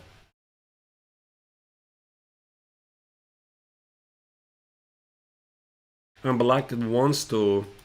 What does Black actually wants to do? So, when I'm not like super sure what to do myself. Like, I look at these 3 questions and I'm not sure what to do. I try to think in reverse. Like, what does my opponent want? Yeah. So how would I play if I was Laurusha's? Mm-hmm. And then take it from there. I'm actually thinking there might be knight g4. Knight g4, hit the pawn, play knight e5, attack the bishop, etc. So I'm thinking maybe I can start from this side, and maybe this gives me some ideas. Can I maybe play bishop e2? Just apply pressure against the knight, against the bishop on d4. Yeah, but there's knight e4, yeah? Yeah. No. We got a move, actually. Yeah? A weird move, which we thought is not possible. Oh. Bishop c4. Yeah, so if I go b5, you're gonna... I'm just pondering a piece. Actually, it's pretty simple, yeah? I take on c3, and then... And the bishop is hanging, and after takes, there's at least this. Yeah. At least this. And black is just down material, the bishop is hanging, rook is hanging. I can protect both, yep. Actually, bishop c4 is a very reasonable idea. Yeah. Attack the weaknesses. Okay, I thought it's not possible, but actually it is possible. Yeah, it's like something you want to play, and then you see, okay, I can't do it, obviously. You stop calculating, but then you calculate how to move forward, yeah? Right. So, if I take on c3, now there's the $1 million question. What now? Because now there's like many complicated lines. Like, if I take with the knight, I think black is like pretty happy with the trade. Yep. Because you have left to the weakness, and I'm going to figure out what to do with the knight. Yep. But here things get really interesting. Because I might include take on e6. To make your pawn structure somehow worse. Because you can't take with rook, and f takes on e6. I gotta assume this is better for me. Like, even with knight c3 or b takes on c3, I just have the better pawn structure. And a pawn on g6 is like eternally weak. Okay. Maybe I also have some intermezzo, yeah? Yeah, that's the point. Bishop takes on b2, and here we go. Is there something? Like, bishop f7, bishop c1, your rook on d1 remains hanging. Yep. So you can't take it. And now this just doesn't make any sense. Yeah, no, I have. Okay, maybe it's not even such a complex line. Like, bishop takes on c3, bishop e6 doesn't work. Okay. So this is so easy. No, not like easy, but you can figure it out. Yeah. And then there remains b takes on c3, which does control the d4 square and fixes your pawn structure. Okay, first thing, you also still need to think what happens after b5. Once again. It's not the same anymore. Takes. I'll take on d1, I think, and then take with the rook. Very human. Yep. Knight c5 and some rook move here. Yep. I suppose it's just balanced. I think this sequence is very illogical. Yeah.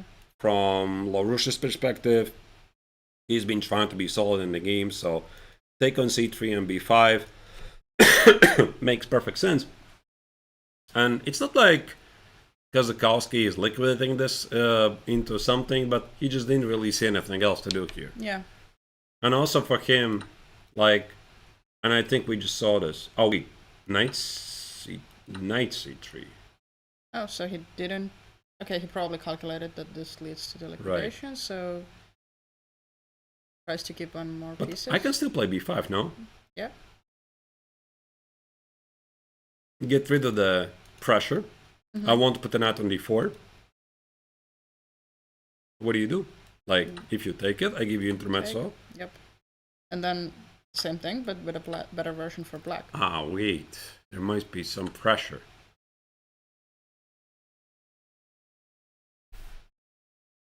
Is this a pressure? You're attacking, but then again, you also have double pawns. If I have, like, 2 moves, I'm going king b6. Yep, exactly. Yeah. And also for Kazakowski, it's like not a must-win situation. Yeah, for sure. I mean, of course, you want to win the game, but at the same time, you're playing against an equal opponent. And, okay, if it's a draw, then it's a draw. Like, this is how many professionals they're treating. Like, of course, when you're playing in open tournaments, you're used to, you fight to the death. But you also don't want to burn the bridges. Yeah, exactly. Like okay, draw happens, it's fine. It's a longer distance. Yeah. Especially if there's only like 5 players left in maximum score. Okay, you do a draw, you're like, worst case scenario, you're probably behind half a point, like behind one person or something, but definitely nothing terrible happening. And you can see in the camera, Kazakowski is looking to the right. You know, usually when there's such a glance, this very often happens before the game is about to finish. Yeah. Like when you're glancing left and right, it's like it shows your concentration is broken. Yeah. And maybe you're already thinking maybe it's just okay just to make a draw here. Like, Okay. or maybe there was a draw offer. This is something we don't know. Maybe there was yeah, a draw for offer. sure. Yeah. Like, okay. Was there anything else? Okay, maybe there was not. Thinking about previous moments in the game, but The question is also for Larushas. Like, he's been playing very solid yeah. the entire game. Does he want a draw? Does White want to draw? Does Larushas want to draw? Like, that's the easy way out for both of them. And also, you have to take into account this is double rounds every day. Yep. So playing 2.5 hours, getting quite the long break, like 3.5 hours before the next round. Okay. But then again, you're playing possibly against the most direct opponent. Exactly. And you'll never get a chance to play against him again. Definitely, yeah. Yeah, so that's why there's like many things to consider. So the best advice I could give is you just focus on the position, see where it takes you. But I would not be super surprised if this game would just finish in a draw pretty soon. I would not be surprised at all. I know, looking by Kazakowski's body language, Yeah, he looks bored. he looks like either bored or like I think he knows he has nothing here. Yeah. And then probably if they actually get to the rook endgame or rook and knight endgame, they both think it's equal. They're not going to play for, 1 hour if they both know there's absolutely nothing, right? Then they try to save some energy. Okay, let's go to the second board. There's also some action. We have these players on the screen. Nikita Meshkov. Oh, we actually got something similar that we were talking about. Oh, all right. Or at least the pawn structure, and you said it's could potentially become very unpleasant. We have a question in the chat. What's the craziest blunder we have had in this tournament? Queen blunder in one move? Yeah. That was pretty insane. Yeah. Like, that was Nikita Rychagov against Nikita Meshkov a couple of rounds ago. He blundered queen in one move. Yeah. I mean, not like it was hanging, it was like a discover check and the queen is gone. Yeah. At this level, it's very unusual. Yeah. We also had the Grandmaster blundering the very drawn endgame. Yeah, that was Tom Scramble. But it was and it was a bit more complicated. Yeah, and was it the second game of the day or the first game? The first one. First game. Yeah, second round. Yeah. Yeah, it can happen. That's why I'm always like when it comes to the Tom Scrambles, everything can happen. But when you have plenty of time, blunder the queen, yeah, that's pretty serious. Yep. So, yeah, this is something we looked at, and I'm just curious, how did I get there? Yep. Let me just show you very quickly. Like he did take for the bishop. Yeah, we got that correct.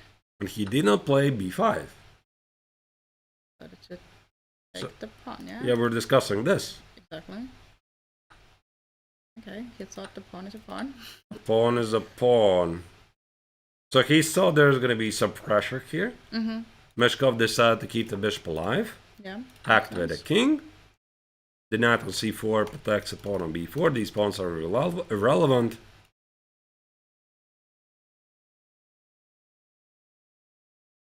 And this is the current position. Yeah. You can see them sitting on the left. Nikita is reaching for the move. Bishop a4. Okay, so maybe he wants to go knight c6. Now the b2 pawn protected with the rook. I think Fischer made a pretty big positional mistake. Like I see the bar says the position is about balanced, but I find black's position difficult to play. Yeah. And this is what our dearest engine cannot understand. That's why it's so different. That's why some lines are more popular than the other lines, because you cannot explain to the engine that this is a very human thing to play, and it's very easy to play because for the engine it doesn't really matter. It's all about ones and zeros. So here, black has the pawn. It's irrelevant. What I'm seeing here, black has pretty bad pieces. Yeah. Like the knight on f6 is terrible. It's making like no contribution to the position. The weaknesses, black has, okay, an extra pawn, but there are still weaknesses. This is a pretty major weakness on f7. White has, I'm not sure about the bishop on a4, but the knight on e5 is a monster. King on f3 definitely is more active than the king on f8. And also white has the pawn majority of the king side. Yeah. And I think black's last moves also indicate that he's kind of been going back and forth. So maybe he was just thinking, I'm gonna sit, I have a pawn. Okay, maybe white is not gonna be able to do anything. I feel like this is a textbook position, you know? To show the students, what do? Do you play b takes and a5, keep the pawn, have an open file, or you play for b5, c4? I would always advocate go for the activity. Yeah. Of course, you know, I'm really oversimplifying here, but I think that b5, c4 generates a lot of activity for black, and b takes and a5, black walks voluntarily into this. And from my experience, these positions, they tend to get worse. Yeah. Like you're seeing right now here, black has slightly worse position. I mean, the engine says about equal, but let's say slightly worse. From my experience, it tends to get worse and worse and worse. Because also, like, you don't have really a counterplay. You don't know what to do with your pieces. This means that you're going to burn a lot of time. Yep. And black already is down on 17 minutes versus white's 37. Yeah. I think the issue is that there are no easy moves, yeah? The bishop is, you have no better place to put it. With black, it is on e7, it is not a good bishop, but where can you get it? Also the knight, you don't really maybe want to give away the e4 square, maybe, yeah, and there's a fork. You don't want white's king to come. Okay, he decided to go rook b7. Yeah, because rook b7, the point is this. This is a trap by exactly. Mishkov. Yeah, Nice, you can't go there. So basically, you have to somehow start improving the pieces, and this deals with a fork and enables bishop d6. There might be some optimism for Fischer, because even though white has a pawn majority at the king side, they're not easily moving forward. Yep. Like, I think his position would be, maybe I'm exaggerating, close to hopeless with a pawn on g3. Because then I could play like g4, g5, h4, h5, etc. Use the pawn majority, harass the knight. Here with those double pawns, I'm a bit more cautious. Like, definitely, I'm not going to say like here black is like hopeless, but white eventually is going to play e4, e5. Yeah. Okay, what I'm thinking is, if I want to, I think I can go and get the a5 pawn and get the pawn back, basically. But do I want to do it, is the question. Or do I want to torture you in a position where you can't do much? It's a very logical question. Like if I'm going to go knight c4, knight a5, I collect the pawn, I ask myself, why did I do this? Yeah. Just to restore some confidence. I'm playing a material balance. Ultimately, the pawn on a5 doesn't matter at all. Yeah, and I think that chess is all about dynamics. Chess is about having pieces with squares. It's not about material balance on the board. So I think you should be playing with the strength you have, which is active pieces and the pawn majority at the king side. Yep. Which brings the question, how do you do it? Is it something e4 related? Okay, makes sense, yeah. Yeah, but it's a very big decision, because now you're weakening the third rank and maybe there's going to be some check, but again, it's getting really concrete. Yeah, because you're also taking away the d5 square from black's knight. Right. Actually go there some. So I just want to do something like this. Yep. Knight c4. Put it there. And maybe, okay, e5 allows knight e5 jump, but I could include this. Oh, wait, then I could actually do it immediately. Can I? Can I do this immediately? Knight e5 is bishop c6. There's some rook b3 check. But... rook b3 check.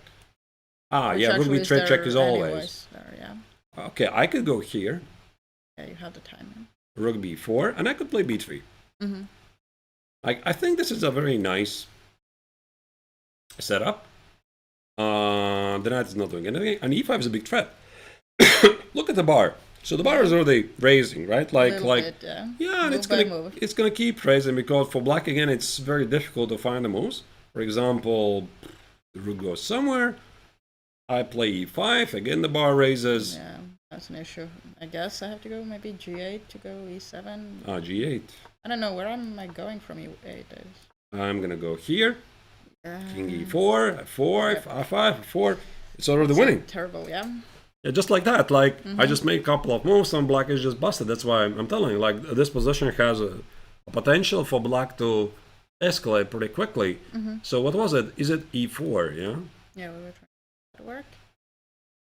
Maybe black has to give away the pawn already, just to activate the pieces, something like c4. I'll take it. You'll take it. Yeah, but now I'm playing basically an extra pawn. Yeah, because you have the double pawns on a file. Right. Doesn't really feel like an achievement. But, I mean, what do you do after e4? e4, knight c4, rook d2, e5. My idea is very clear. I mean, what do you do? Okay, let me check the engine. The engine is such an optimist. Rook b4. Target the pawn. Okay, that makes sense. Makes sense. Okay. But the bishop. Oh. Okay, I'm so carried away. That's why you can't do it. Yep. Can you? Oh, you're sacrificing the second pawn, yeah? There's some tricks with knight e7. Oh, okay. But black gets, like, rook takes on e4 is knight e7. Yep. The rook is under attack. Yep. And knight e4, I assume you are going to be overloaded. That's a fun line. Okay, the engine here still continues and says it's all good.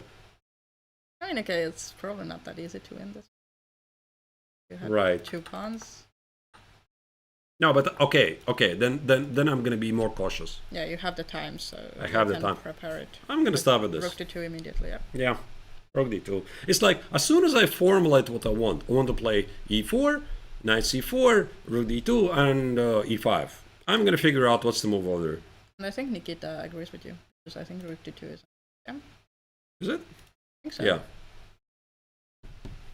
Yeah, it's like it's the logical thought process. Now it's already pretty clear what Nikita wants. So he wants to use the pawn majority. Like this is how the typical thought process of experienced GM works. Like you formulate things you want to do, then you figure out okay the pieces are and the pawns are standing on the squares, and then the final nuance is what my opponent is going to do against it, and then you figure out what's the most precise move order and rook d2.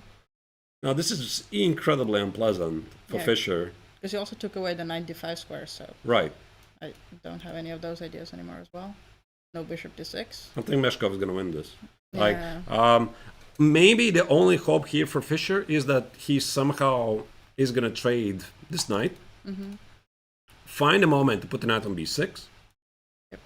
But like, let me show you the top engine defense.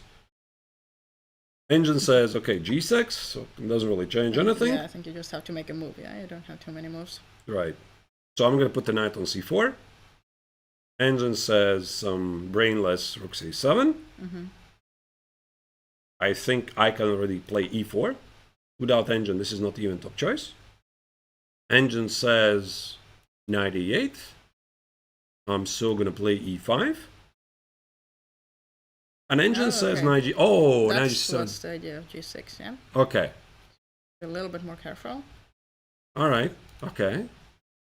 So that's the idea. As soon as you play e4, knight g7, knight e6 is an idea. Basically, computer is arguing that, yeah, you have a nice position, but not that easy to improve again. Of course, I can just take it. Okay, that's a big decision. That's a big decision. I'm not sure I want to do that. And engine says you can trade the rooks. Like, I'm not sure about that. I think there's a chance you could just lose this without a fight on a human level. Yeah. Like, I can take the pawn on a5, go back, king e4, pawn majority. But listen, I'm arguing with Stockfish here, so what do I know? No, but First board finished, by the way. Yeah. Unless they're not on the camera. They finished. Yeah. Yeah, I had a feeling because. They didn't even play any moves. No, they played a couple of moves, and because I saw the glance of. Yeah. I saw the glance of Kazakowski. I've seen it too many times, not only from him, but many top players. It's like when they're like this, they're totally losing concentration. They're thinking, should I wrap up? Yeah. So the leader fight is finished, and we have one more board. Which actually, in this case, like it gives Meshkov's more maybe motivation. He can become the sole leader if he wins this. Actually. Or okay, we have board 3 as well, but. Yeah, I think it's definitely pretty comforting. Mostly, chess professionals, they're like happy to see that the leaders are losing points. Like this, like we're a very egoistical person. Yeah, like we're thinking about ourselves, and if we see our direct competitors lose or drop points, we're like feeling pretty happy inside, like because everybody's playing for himself, and that's why when two leaders clash against each other and they're dropping points, like okay, this is pretty good result for me, right? So. Do we go to the next board? Yeah, we're definitely going to the next board. But I think that Meshkov is definitely a big favorite in this game. Yep. He's turning out to be. I think that David made. Daniel. Daniel made a pretty big mistake. Yep. Even though the agent says it's okay.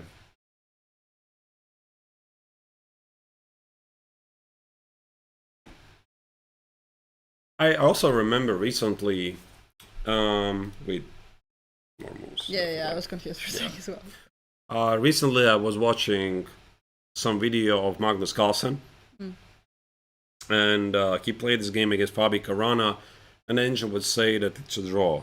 So Engine is a bit ridiculous very often. It says most of the positions are drawn, and that's why we have to always take into account from humans' perspective. From humans' perspective, like very often we can tell, even if it's about balance, we tell most of the time the other side is going to win because it's so unpleasant. So what do we have here? Rao Sharan has been suffering the entire game against Sebastian Bogner. He's the one with 3 points, so Bogner half a point behind. His chance to catch up with the leaders. Here's a pawn up, and White's position really bad. F4. I see some cool. Yes, maybe at some point you want to go f3, and if there's a checkmate, Yeah. But now, can I go f3? This was my whole plan. I take, and then queen e4. Very easy move. Yep, this is what I was trying to This make is work. how you end the suffering. Yeah, I was like, okay, I can't do it because queen is on c2, but that's why knight d3 is not working. And now I'm coming in to h3, yeah? Almost a mate, but not quite. But yeah, so okay. No, but I mean, I think you play f3 like instantly. Yeah. Because it's an attacking resource, and f3 of course is played. So you make a small pause, you check if I'm missing anything. The pawn on f3 is incredibly strong, and then you play h4 and knight e4. I think Bogner here is gonna wrap up this pretty quickly. Yep. So how did they get there? Left it. Yeah, here.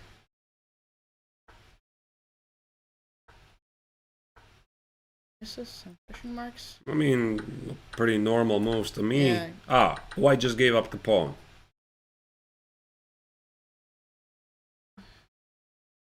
White gave up the pawn.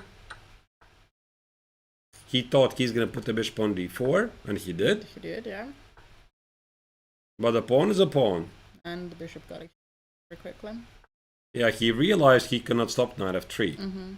Because queen e2, I suppose about now, he realized there's going to be some f4 and knight h3. Yeah. So again, chess is very concrete. Like visually, it looks like the bishop is strong, but the weaknesses that white has at the light squares, they're far more important. Yeah. And that's why he had to allow this, and there you go. Yeah. That's the position. Yeah. Now I think with black you're kind of trying to make it work very concretely too already. Are you going h4? I think there's like a million ways to win this. Yeah. I would probably stop at something like knight e4, just to centralized pieces.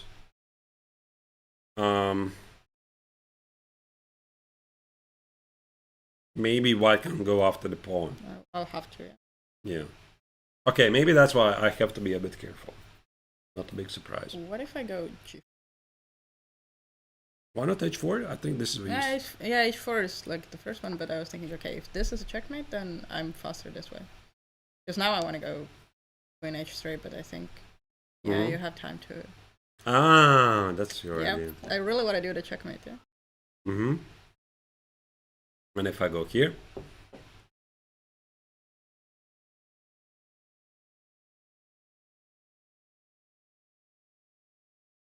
Even this is looking good.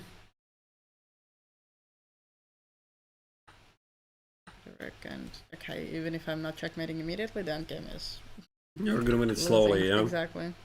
But okay, h4 is also something. Yeah, that h4 is. To be played.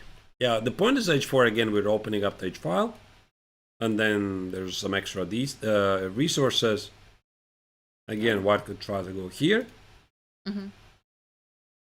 I could go here. Maybe 95, some hope.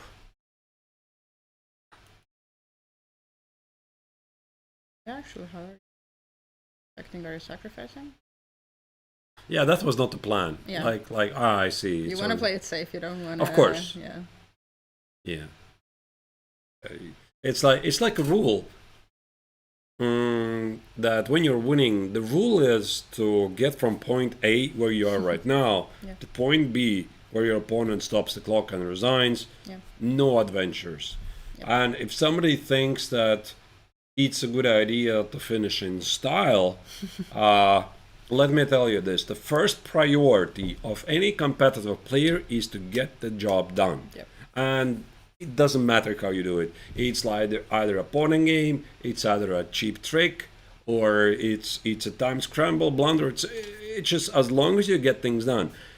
If you have a choice and you have two equal winning choices, and one of them is beautiful and one of them is boring, and if you're like completely sure that the beautiful one is winning, you're going for the beautiful one. Yeah. But sometimes even people don't bother. Mm-hmm. They just go for the boring one because it just gets the thing done. Yep. All right. So. For Bogner, this is also going to mean, if he's going to get the thing done, get to 3.5 points and catch up with LaRussias and Kazakowski. Yep. And the next game, he will play with what color? Yeah, probably, yeah. So pretty important game. Let's move on. Yep, let's go. Game we looked at before, yeah. Board number 4. Exactly. Some changes. I mean, here.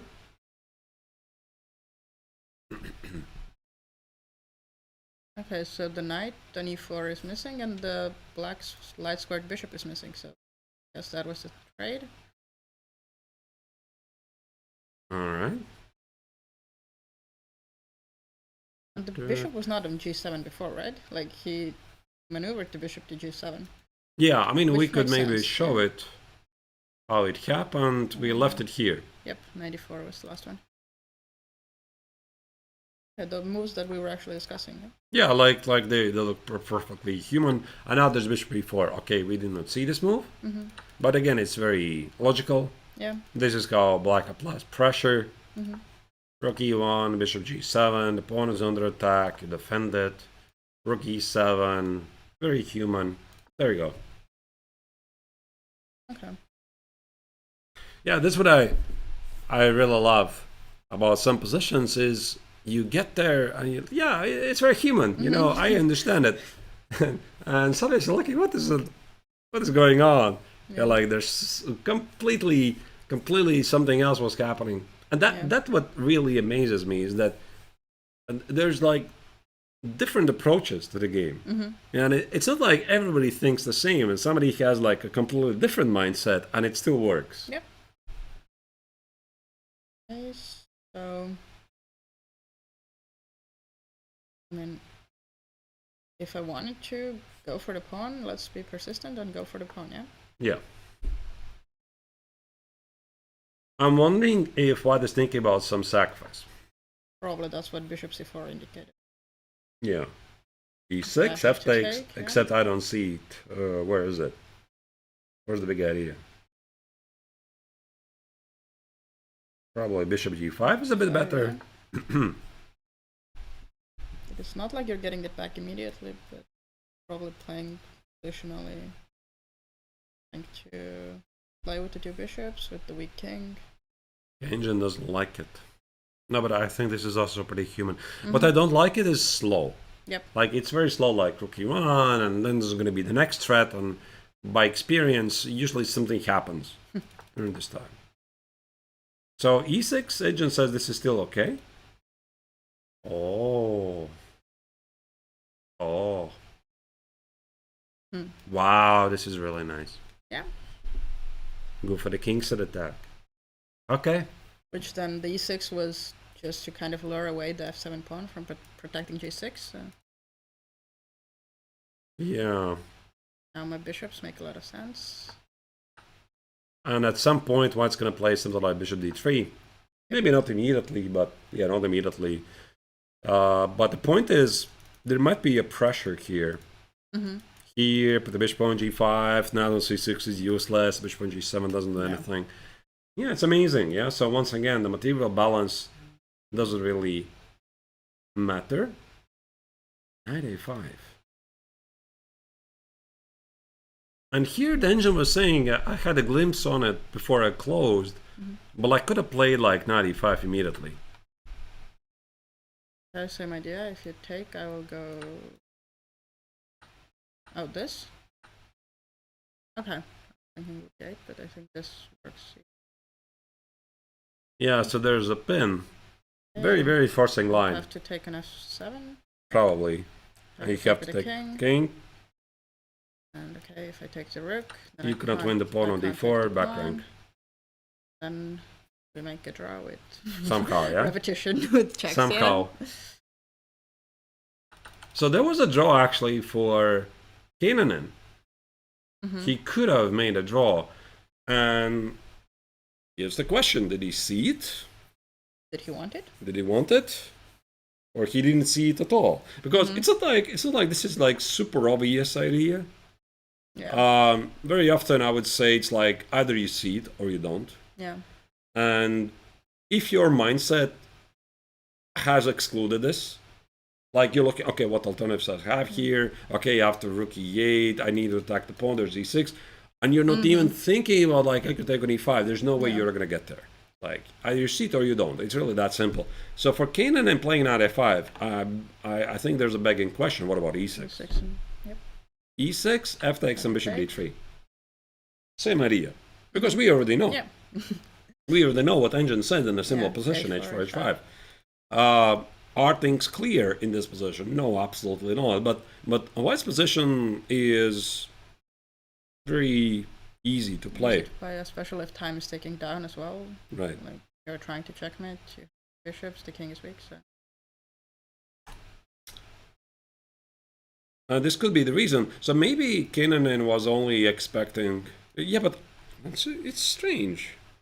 If you go bishop c4, you don't want to go back, right? Like bishop c4, the idea definitely is to go e6. Wait, I have a theory, Margaret. What if, after rook e8, he thought White's going to play bishop b5? And he felt that he cannot play this for the win. What if he doesn't treat e6 as a problem? Because it just doesn't make any sense. Like, if you don't play rook e8 because you treat e6 is a problem, and then you play knight a5, allowing e6, it just makes no sense, right? E6, yeah. So I think he just either doesn't see e6 at all, or doesn't treat it to be a problem at all. Okay. Yeah, because if you're comparing the two moves, then definitely rook e8 would make sense. Right. And maybe he's hoping for this line. Okay, I guess you try to rooks, yeah. Wait, what I'm doing? Yeah. I just miscalculated that attacking pieces. I mean, the line still goes on because there's some queen e8, I think. But probably doesn't lead to anything. I can't really say I saw all of this. No, I just F4, I think, is it?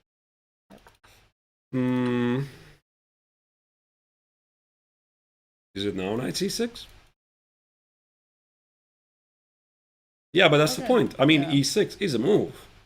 It's a very strong move. Let me check with an engine. Yeah, top choice. Not really a big surprise because we saw this in a similar position. The question here is how obvious it is for Kapilov to understand that he can sacrifice the pawn, he can play bishop d3, and he can play h4, h5, and evaluate that it's good for him. Not so clear. But he probably will want to make e6 work, right? So he will definitely start with calculating it.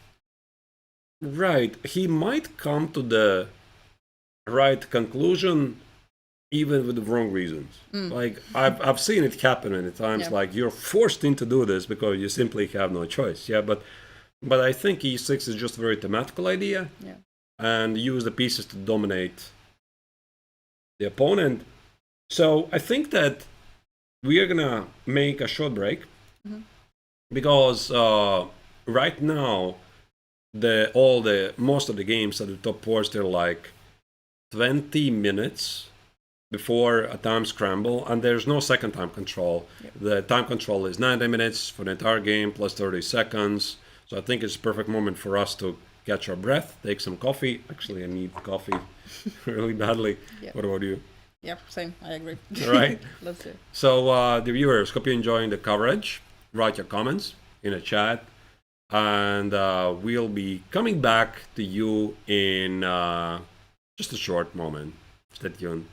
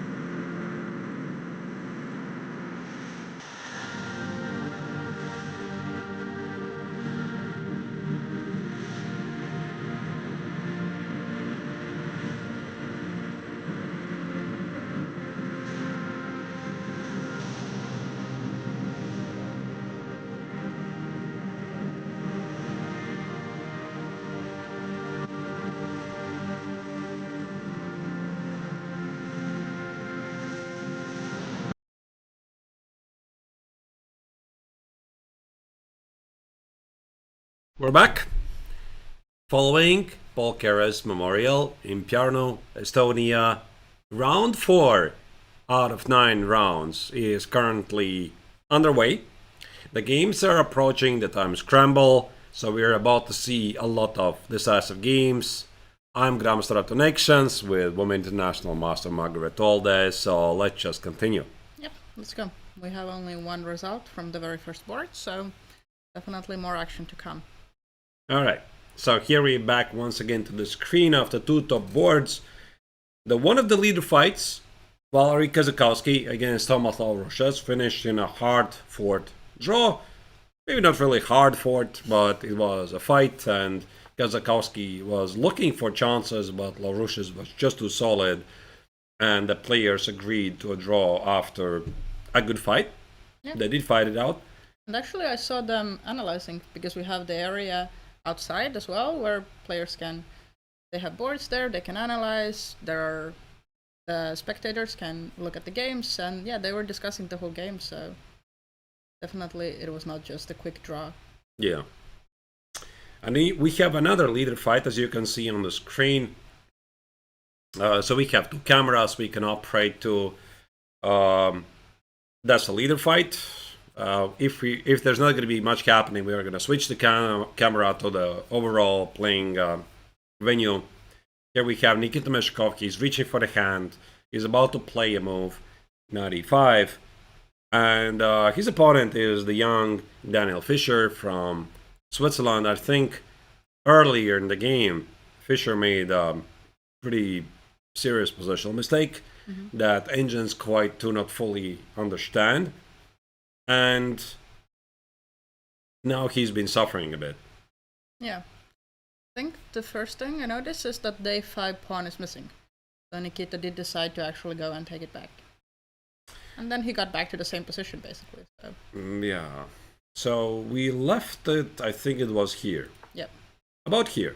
Rook d2. Exactly here. So g6 was played. And the variation that we discussed, yeah. Yeah, b3, knight e8, knight c4, f5. Okay. I don't know about this. Yeah. You probably don't want to allow e4, but okay, then you're also weakening your own squares. Yeah, it's difficult because, I mean, you see white wants to play e4, e5.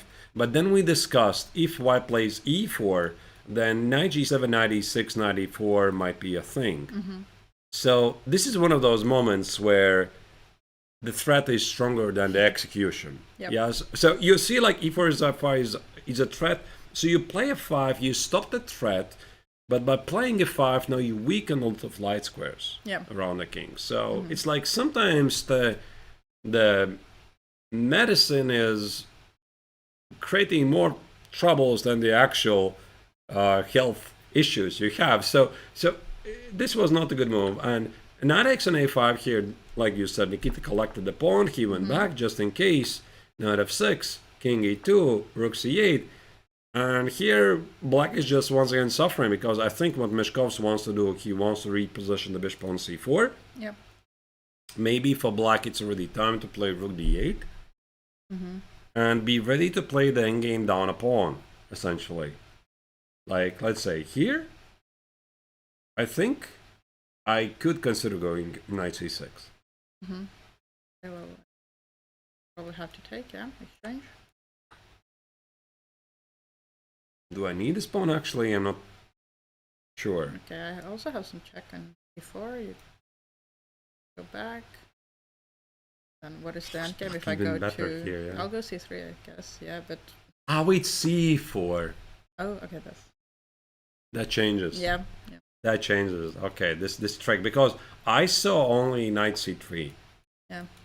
Not a4, and I thought, well, it's definitely gonna dominate this. Yeah. Okay, can we be smart? Let's not be smart. Go to We're not king smart, but let's be E2. smart. Let's try to... No, but even in the other position, we went back king e2, but if we go king e1, we get the same position. Wait, no, there was Oh, sorry. something else. Knight c6. Knight c6, takes. King e1, try to be smart. Okay. But again, I think there could be c4-ish something. Oh wait, there's no bishop b4 check. I'm hallucinating things. But I'm not sure that white has to do all of those things. Yeah. Like a rook d8. Who says that we have to trade rooks? Mm-hmm. Yeah, I could just, walk away. Like, maybe here. I want to put the bishop on c4. Then put the rook on a2. Let me just show you some lines. Mm-hmm. That's what I want. Okay. Maybe I'm gonna include f3 just to take away you. The e4 square. I want to go here. Yeah, no. Big issues. And I want to play at the right moment e4 anyway. Anyways. Great pieces, passive pieces. Big difference, yeah? Yeah. Okay, so let's try to... he played 94 You did play this. Yeah, I think here rook c2 is going to be a pretty easy move, unless there's some direct ideas. Mm-hmm. Oh wait, maybe you can play rook d7 right away. No need to be shy. Yeah, but I will still think about some c4. Yeah, but I have the knight c4. Yeah, knight c3. Ah! A knight c5. Or knight c5 or knight c3. Yeah. Ah, but it doesn't work. I take on a4 with the rook. But what if I go knight c3 instead of knight c5? And there's... I don't know. I see a pawn and an active rook. So actually rook d7 is a very tempting move. Mm. I think that originally Nikita was not planning this, and I think he was expecting rook d8, rook c2, f3, bishop b5. Why bishop b5, bishop a4? Because I'm not sure the bishop stance here really that great, and I want to give it a better square. I think this is somehow better. And now suddenly there's knight e4. Are you like, originally you want to play rook c2, and then like, wait, no, I have rook d7. Yeah. And then now if you what? see it, you kind of want to play it. Black has down his time on last 3 minutes. Mm-hmm. But okay, after rook d7, let's try to do the same idea but different move order. Yeah, you go rook d7. I'll first go knight c3, and then I will try to... Go back? Yeah, because I was trying to make my c-pawn somehow a strength, but I can't make it. Yeah, that's why I have the knight here. Yeah. Your king is good.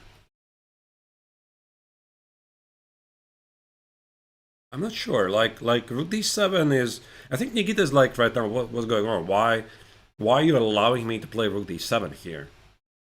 Rook d8. Give some. Ah.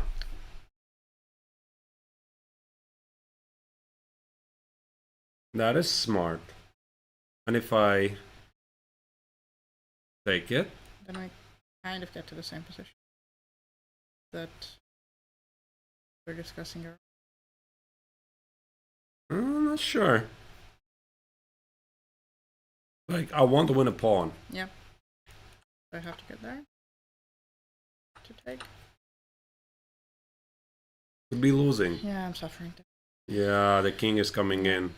Like, this is one of those positions, it feels like, oh, but black has an outside pass pawn. But no. This knight is so much better than this poor bishop on b6. King d5, knight c4, e4. Let me just put it on the position. Like, this is a nightmare scenario for black. Like, the knight is absolutely dominating the bishop. So rook d7 is a move, and I think here Nikita wants to make sure, because I think he realizes rook d7 will be met with rook d8. Yeah, probably black faster. Yeah, and then he's trying to understand, is this winning or not? Like, do I have like a big advantage or not? I don't know. Does he have to take, or does he have to play something like f3? Maybe f3. Black probably is gonna give a check. Yeah. Here, is black gonna take? I think that's what concerns me a bit. And I'm looking at this, and it looks really good. Yeah. From afar. And engine doesn't actually support it, and why is that? So, engine says rook c2. Rook c2, yeah. Just follow the plan. So why not rook d7? Let me check, what does it say? Rook d8. It's not really a big difference. Like f3, knight c3, king d3. How is black holding this? Knight d5. So you're sacrificing to c5, but in a different way, Yeah. And this? Oh. Why can I not go and take the pawn? I mean, knight c6? There's knight before. No, I wanted to go knight d7, knight. What am I doing? Some bishop e6, yeah. And suddenly black gets very active.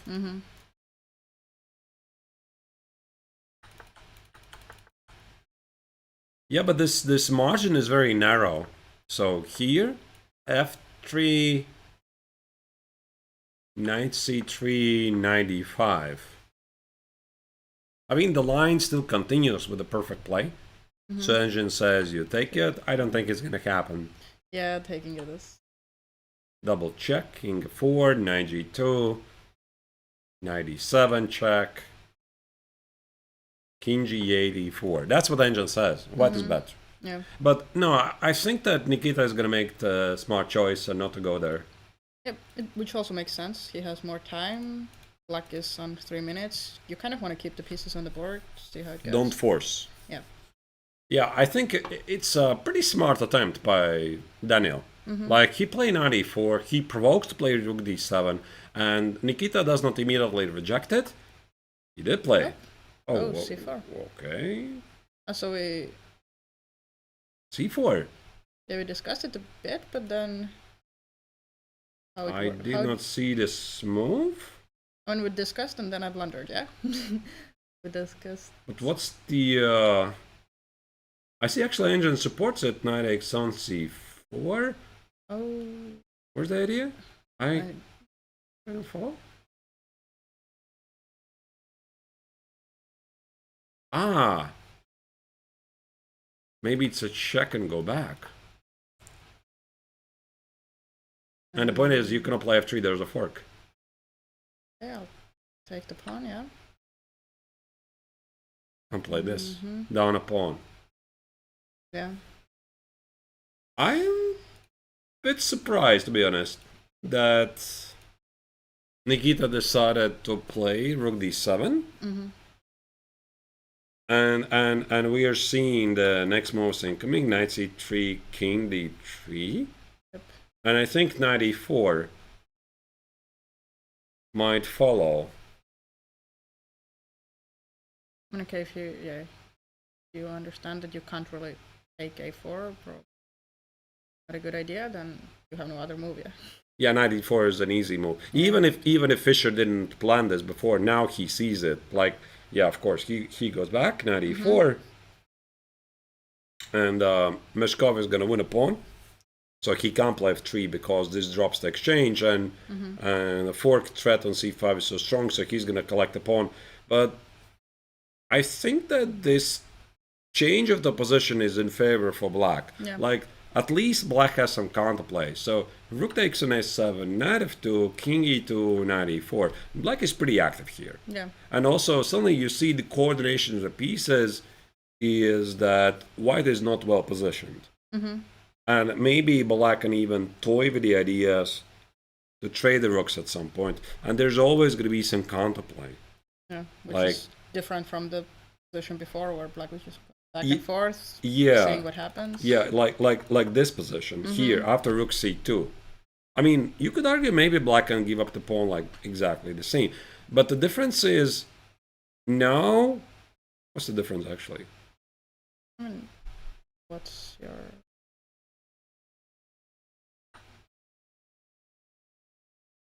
What is the difference? Maybe I can take with the pawn. Okay, and then... No. Okay, I'm confused. I mean, you're technically not kind of hard. Okay. That's what engine says. F3. Yep. F3. Knight goes here. Now you take for the pawn. Stopping blockade. Yep, and then c5, c6. So it could be that Nikita saw that c4 is incoming anyway. And that's why he played rook d7. Okay. Okay, listen. Then I gotta say it was a very tough choice. So for Nikita, then this was 50-50 choice. Yeah. So to play out the rook d7 and rook c2, it's possible. He thought that black's gonna play c4 anyway, and from afar maybe he missed f3. But this f3 is like a very, very strong move. Yeah. I mean, it's entirely possible that Fischer wouldn't be playing c4, but then white keeps the tension, like f3, bishop b5, bishop c4, etc. So anyway, we have quite a few moves incoming very quickly, and this is the current position. Okay, so do I go back with my knight to the center? Say it's done its job there. Which one? It's black's move, yeah. So I Black wanna is the go move, yeah. to e4. What about knight g4? Yeah. Wait, how do you Yeah, defend? I was not sure if you have the time to go take my h2 pawn. I mean, for you to make a progress, you have to push for the b pawn. Now I was thinking that I will maybe go with my king, and if you take the h2, then I will put my knight to e5, try to dominate your knight. Maybe it's too slow, maybe it's not. But this begs the question. Why did he go to c2? Or why did he do it in this move order? Wait, but maybe... No, but why he didn't take on a7 then? Yeah. That's what I don't understand. So if you had this position right here, so king d3, knight e4, why don't you take on a7? And after knight f2, you play king e2. And now you're protecting your pawns. Yeah. It's just, I don't understand why Nikita did this. Now he plays king c2 and takes the pawn on a7. And there's at least knight g4. It's very strange. So maybe he was like planning to give up the pawn. But anyway, we have already bishop c5. Okay, which also makes sense. Yeah, it's a direct threat, but I can take that pawn. Yeah, there's pawn on h7. Probably go king g8. That's a big threat, so king g8 is necessary. Is this so obvious? I need the rook somewhere active. Not here, definitely. Yeah. Like, if you put the rook here, you're asking for some problems. Yeah.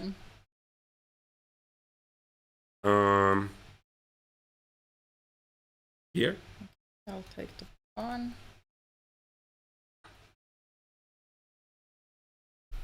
Maybe here? Rook c5 is basically the only move. I mean, white is still pushing here. There's no debate about it.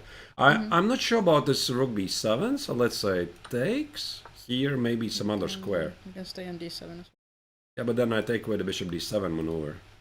well. There's not many squares I can go. It's either here or here. It's got to be here. Takes here and here. Maybe here. Yeah, I will. F4, yeah. H2.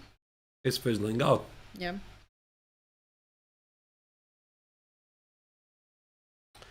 It's fizzling out. So Fischer found some very nice defense. Like this bishop c5. I think that here Nikita slipped. So he had a pretty nice position. Rook a7. Yeah, this king c2 is very difficult to explain. It could be that... Maybe he was afraid of, if you take on rook a7, some rook d8 in their message. Can't go back to d7. But I'm not sure what it does, because d2 square is taken. So. Yeah, but... Yeah, right. Yeah, just play king e2. There's no check on d2. Yeah. It could be, or he made a second move as the first move in the line. Like, I don't know. This is a pretty strange moment. And now he missed this move. Rook takes an h7, king g8, rook b7. Yeah, it's the same line. They're following exactly this continuation. So Fischer is like, he found some very good defense here. And I when I saw this position, like, when was this? About here. No, Yeah. it was earlier. It was About here. I thought Nikita's gonna win this. Yeah, I think that's where we got. We were like, yeah, it's gonna be maybe a long game, but Nikita's probably gonna get the point done, become the leader. That's Yeah, the story. but now we are seeing that the young Swiss player is fighting back. Yep. I mean, it's not like White had like a huge advantage at any given moment. I think the best position Meshkov had, it was about... Let me find it. Here. This was absolutely the best position he has had. And he made his big decision. Here or here. In hindsight, the passive move was better than the active move. Yeah. And that's when you show this position to a chess fan and it's like you're hearing day and night. You have to play active and avoid passive. How on earth do you play rook c2 over rook d7? Yep. What's the answer? Oh, I guess there's no answer. Chess is hard. Yeah. Chess is hard. Chess is very concrete. Yeah, it's like here or here. I think it was like coin flip for Nikita, essentially. So he decided to be active. Now black is fighting back. And the only realistic chance here for white to be successful is use the time and trick the opponent because of the time scramble. Yeah. But I think now the moves have been kind of easy for black to make, so it's not like the time's a huge issue anymore compared to like 10 moves ago when Nikita was up like 15, 20 minutes. Good position. Yeah. The only call for white is b4, b5. I think this is slow. And while Meshkov is trying to figure out, we have an update. Board number 3, Sebastian Bogner has won his game against Rao Sharan. And this means that Bogner catches up with the leaders and has 3.5 points out of 4. So for Meshkov here, he is essentially fighting for a chance to become the sole leader of the tournament. But we have more games, and we have to switch to the board number 4. Mikhail Kapilov is playing against Toivo Keinonen, and it seems that he is having miss on the board, yeah. Bishop g5 marks a miss. Both players are actually on basically playing an increment. Yeah. I'll just show very quickly. There were some spectacular moves. Okay, this is what we saw. This is what we saw. Oh, he didn't go for e6 immediately, but He did not. the idea stays, I guess. Oh. Some tactics. Some tactics. Yes. Some fancy shots. White is the one who is pushing a bit. Mm-hmm. King f7 was a mistake, and why? Engine says bishop h6 for some reason, which is a pretty difficult move to make. Yeah, I think bishop g5 makes a lot of sense. And now queen f4, bishop h6. Apparently here, Kopylov has an excellent chance to capitalize on black's mistake. Black should have played queen g5, allow queen b7, queen b3, play a queen endgame down a pawn. This queen d7 can backfire to black terribly. Also, queen e5 is very strong. Queen e5, queen f6, bishop h6. This knight on b3 is so out of the game. Yeah. And I think the thing is that, yeah, queen f4 is a very easy move to make as well, if you don't have a lot of time, so. But also I can understand that the queen endgame down a pawn, maybe d4 is also weak. Like, it was not in pleasant position anyways for black to be able to play, right? So he was suffering.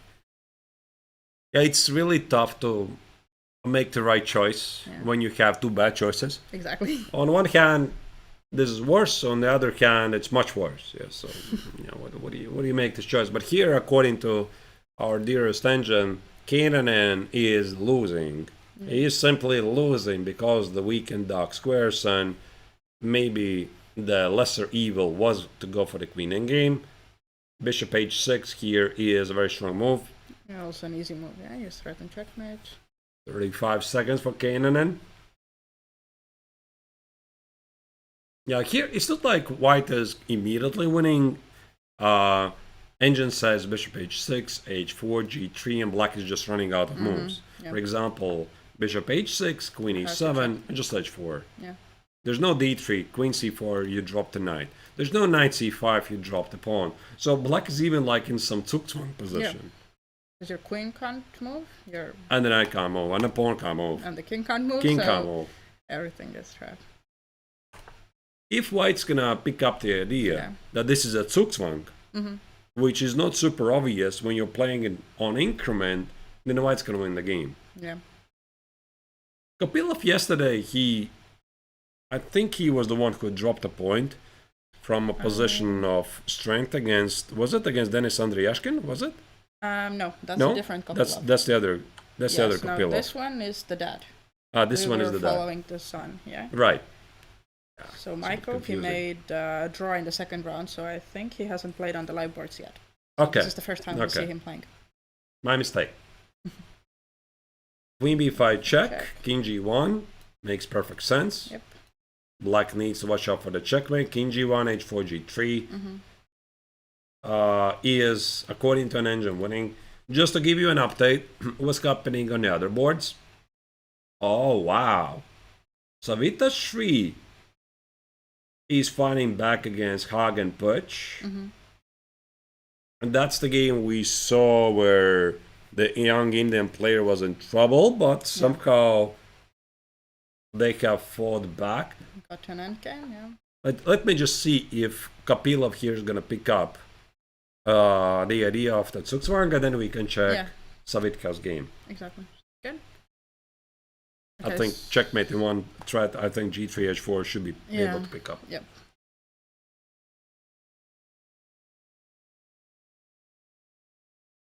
All right. 20 seconds. Good. I mean, king f1. Maybe white wants to draw, but why? Yeah, why? Oh. h3. Somebody told me this. Like, I played once a game from the black's perspective, and I played h6 instead of h5. And then a strong grandmaster of 2600 ELO approached me. He said, you never ever, in such positions, move the pawn by one square. Like, you always play with two squares, because you never know, maybe the pawn in some pawn race is going to be one step closer to the queen. So that's why here h4 is got to be an automatic move, not h3. That's true, actually. I'm not sure why. Like, even if he doesn't think that, like, if he's not thinking about the h4 plan in general, like, it just stands better on h4. Even if your plan is not to go h5. Yeah, h4, g3. But okay, white can still do this. Yeah. White can still do this. Let's go to Savita's game. This looks quite a bit different compared to the last time. Yeah. I'll just show very quickly what we missed. So it was about here. Yeah, so he did go knight c5, yeah. Black was having a fantastic position. Yeah. This. Okay, also still looks good for black, yeah. White is playing without the knight, so Poch has been playing some very impressive game.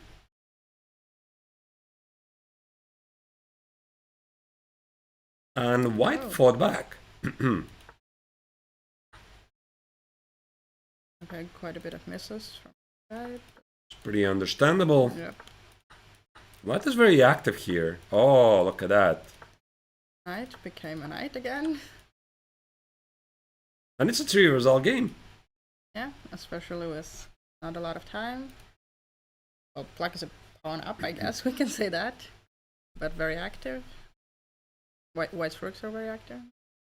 Yeah, black is up a pawn, 2 connected passed pawns, but with so big activity, it's not even clear who is the one playing for the win. But a pawn is a pawn.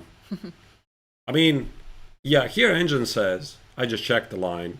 Here, king g8 and knight c5. Kind of makes sense. Yeah. And the point is that black takes, white wins the pawn, and we might enter a race. How would you feel about entering such races, Margaret? Yeah, I've done those. I've lost those races. It's tricky because you can't really calculate it out as well, right? You kind of have to go with your intuition.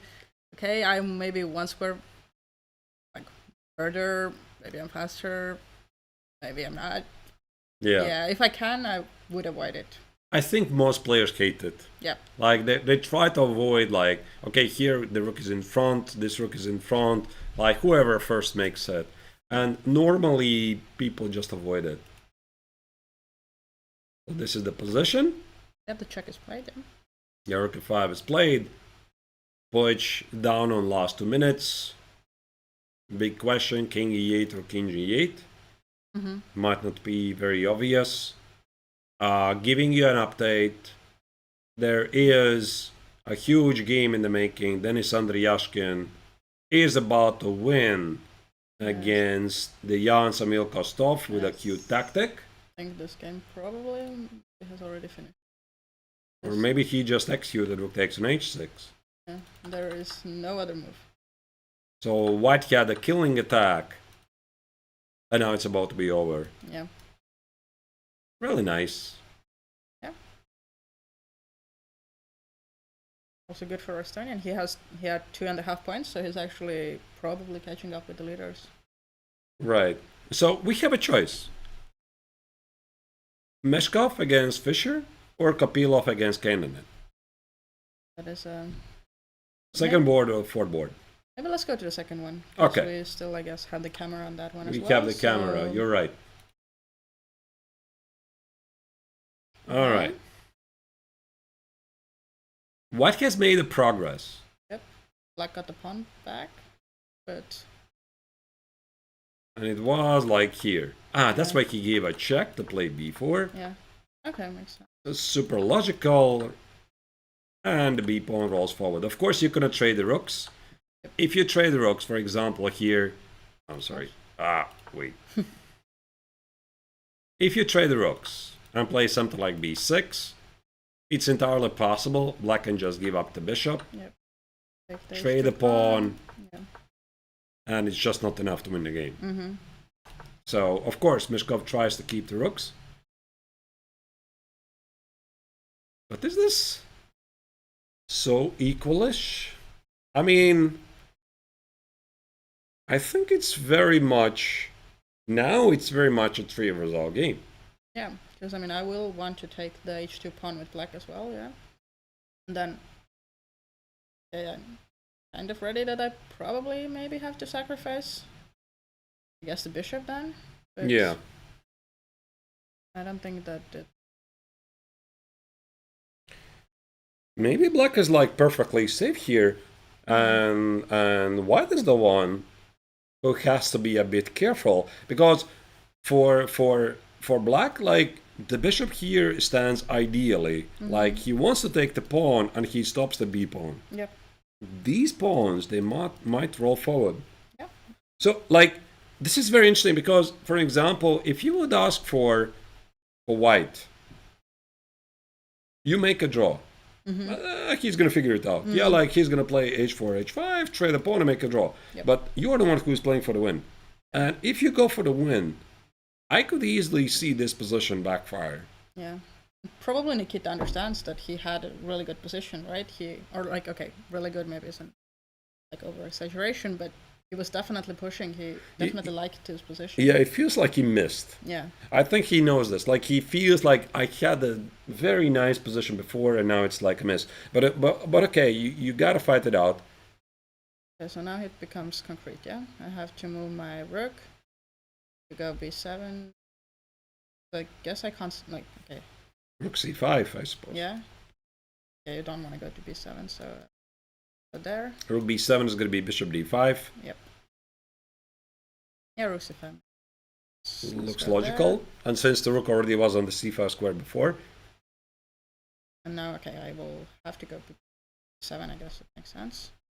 Yeah, but what about the pawn? That's the thing. Are you taking it? Yep. I think so. I mean, I could play, of course, rook b5. Yeah. I could do that. And now the pawn is under attack. I could defend it. But then can I not take the b7 pawn? Oh wait, you're absolutely correct. And like maybe it's still a draw, but that was definitely not the plan. Okay, this is what we're seeing. Yeah. c5.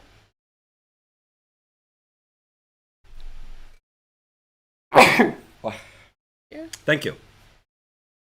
And then it's not that easy to actually protect the pawn. No, and it's not so easily rolling forward as well. Yeah. So maybe you don't play b7 at all. Okay, so let's protect the pawn that is hanging, the h2 one. h4. Let's go. Yep. Black could activate the knight. Yeah, this definitely is a 3-result game now. Yes, it's 3-result game. Yeah. No, this is like completely out of control. Like, okay, Angel says it's completely under control and it's like equal, but I think compared to what was before, like, let me again roll back to this. This was the position about here. Yep. Totally risk-free position. So either I win this, like most of the time I'm winning this, and black is like defending, or it's a draw. Yep. Now I'm showing this. Black has made a huge progress. Yeah. Like this can go either way. Nikita did go b7. Big decision, yeah. But what about rook b5 here? Yeah. What are we missing? I think it also depends on whether Fischer is thinking that, I can actually become like kind of ambitious, yeah? Because if you take on h2, then okay, b8 takes. Who said he's not ambitious? Yeah, like he might be ambitious. We don't know him. I know Nikita, but we don't know Daniel here. Yeah, so he might be ambitious, and of course bishop takes on h2, b8 queen takes. You have two connected passed pawns, but that's probably should be a draw, right? Is this? Yeah. Probably a draw. Actually, might be very interesting theoretical discussion. If these two pawns drop, is this a win or not? Yeah, I was hoping you will not ask that question. We'll see. No, but rook b5, I think, is a human move. Yeah. And it's also definitely also asks the question, like, what is white going to do about it? Yeah. Right. As you can see, the players are very much concentrated. But what's the deal with rook b5? The pawn is under attack. How do you defend? I think because after rook e7, you can go king f6, and then I'm dropping something anyways. Maybe this? Then you're never queening your pawn. Yeah. Like, how do I block this? And it's only black making progress. Then you really want to make a draw fast with white. So, okay, this is what we got. Yeah, rook b5 is played, and really bishop c8 is played. I don't like this. Yeah. No. Nikita is like losing control of this game. Losing control, yeah. Like it's already very, very difficult to stop. Yeah. And it just feels like a snowball effect. I think he had to stop like here maybe. Yeah. Understand there is nothing anymore. Understand, yeah, like there's nothing, and play h4. I mean, I think you don't want to give up this pawn for no good reason. Yeah. Like, why would you want to give it up? And now, bishop c8. What if I just take it? Ah, maybe he wants to go here. Oh, so I want to kill the bishop so that I can promote somehow and push out the rook. Like, I had an idea. I just show some random stuff. Yeah, like, maybe it's still a draw. This. I have to keep my rook on the b file. I don't want to take here.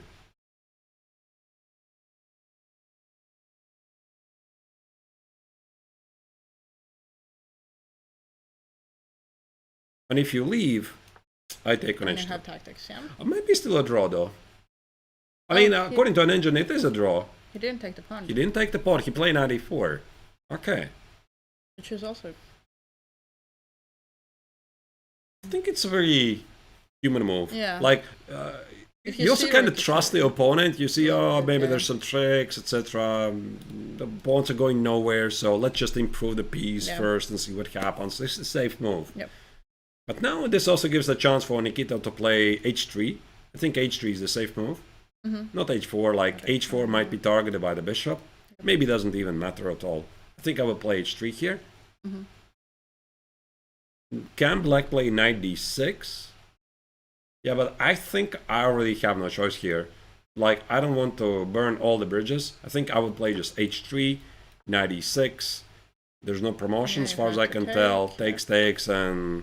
Okay, if this finishes in a draw, it finishes in a draw. Like, that would be my approach. At least, like, I'm controlling things. Yep. And the pawn on h3 is easier to defend than on h4. Yeah. Like, you can target the bishop here, you can't do it. Okay. So he's thinking. Let me see if I can give you an update of the other boards. Oh, what? Kopylov did not find. That's insane. Why? He did not find that he has a Zugzwang position against Vakenanen. This is weird because did they just repeat the position? Yeah, he went for the perpetual. But he could have also done that earlier, like before he declined the repetition. So he was playing for a win at some point. He wanted, but yeah, let's just put it on the screen. Like, this is the position where they agree to a draw, and apparently here he did not realize he had the perpetual, not perpetual, but he didn't realize he has a Zugzwang. Okay. Like, he could have played g3, h4, king g2, king h2, etc. slowly make progress, and black is just running out of moves. Like, he's literally having no moves here, because king has no moves, knight has no moves, drops the pawn, d3 is queen, c4, let me just put the line, d3, you need to make a move. I need to make a move. Let's go h4, d3, queen c4, queen f7, queen c8. You're losing. You cannot do that. You can't go queen f7 immediately as well. I'll just shuffle the pieces here and there. Yep. Like, there's a very big chance that black is simply going to run out of moves. Yep.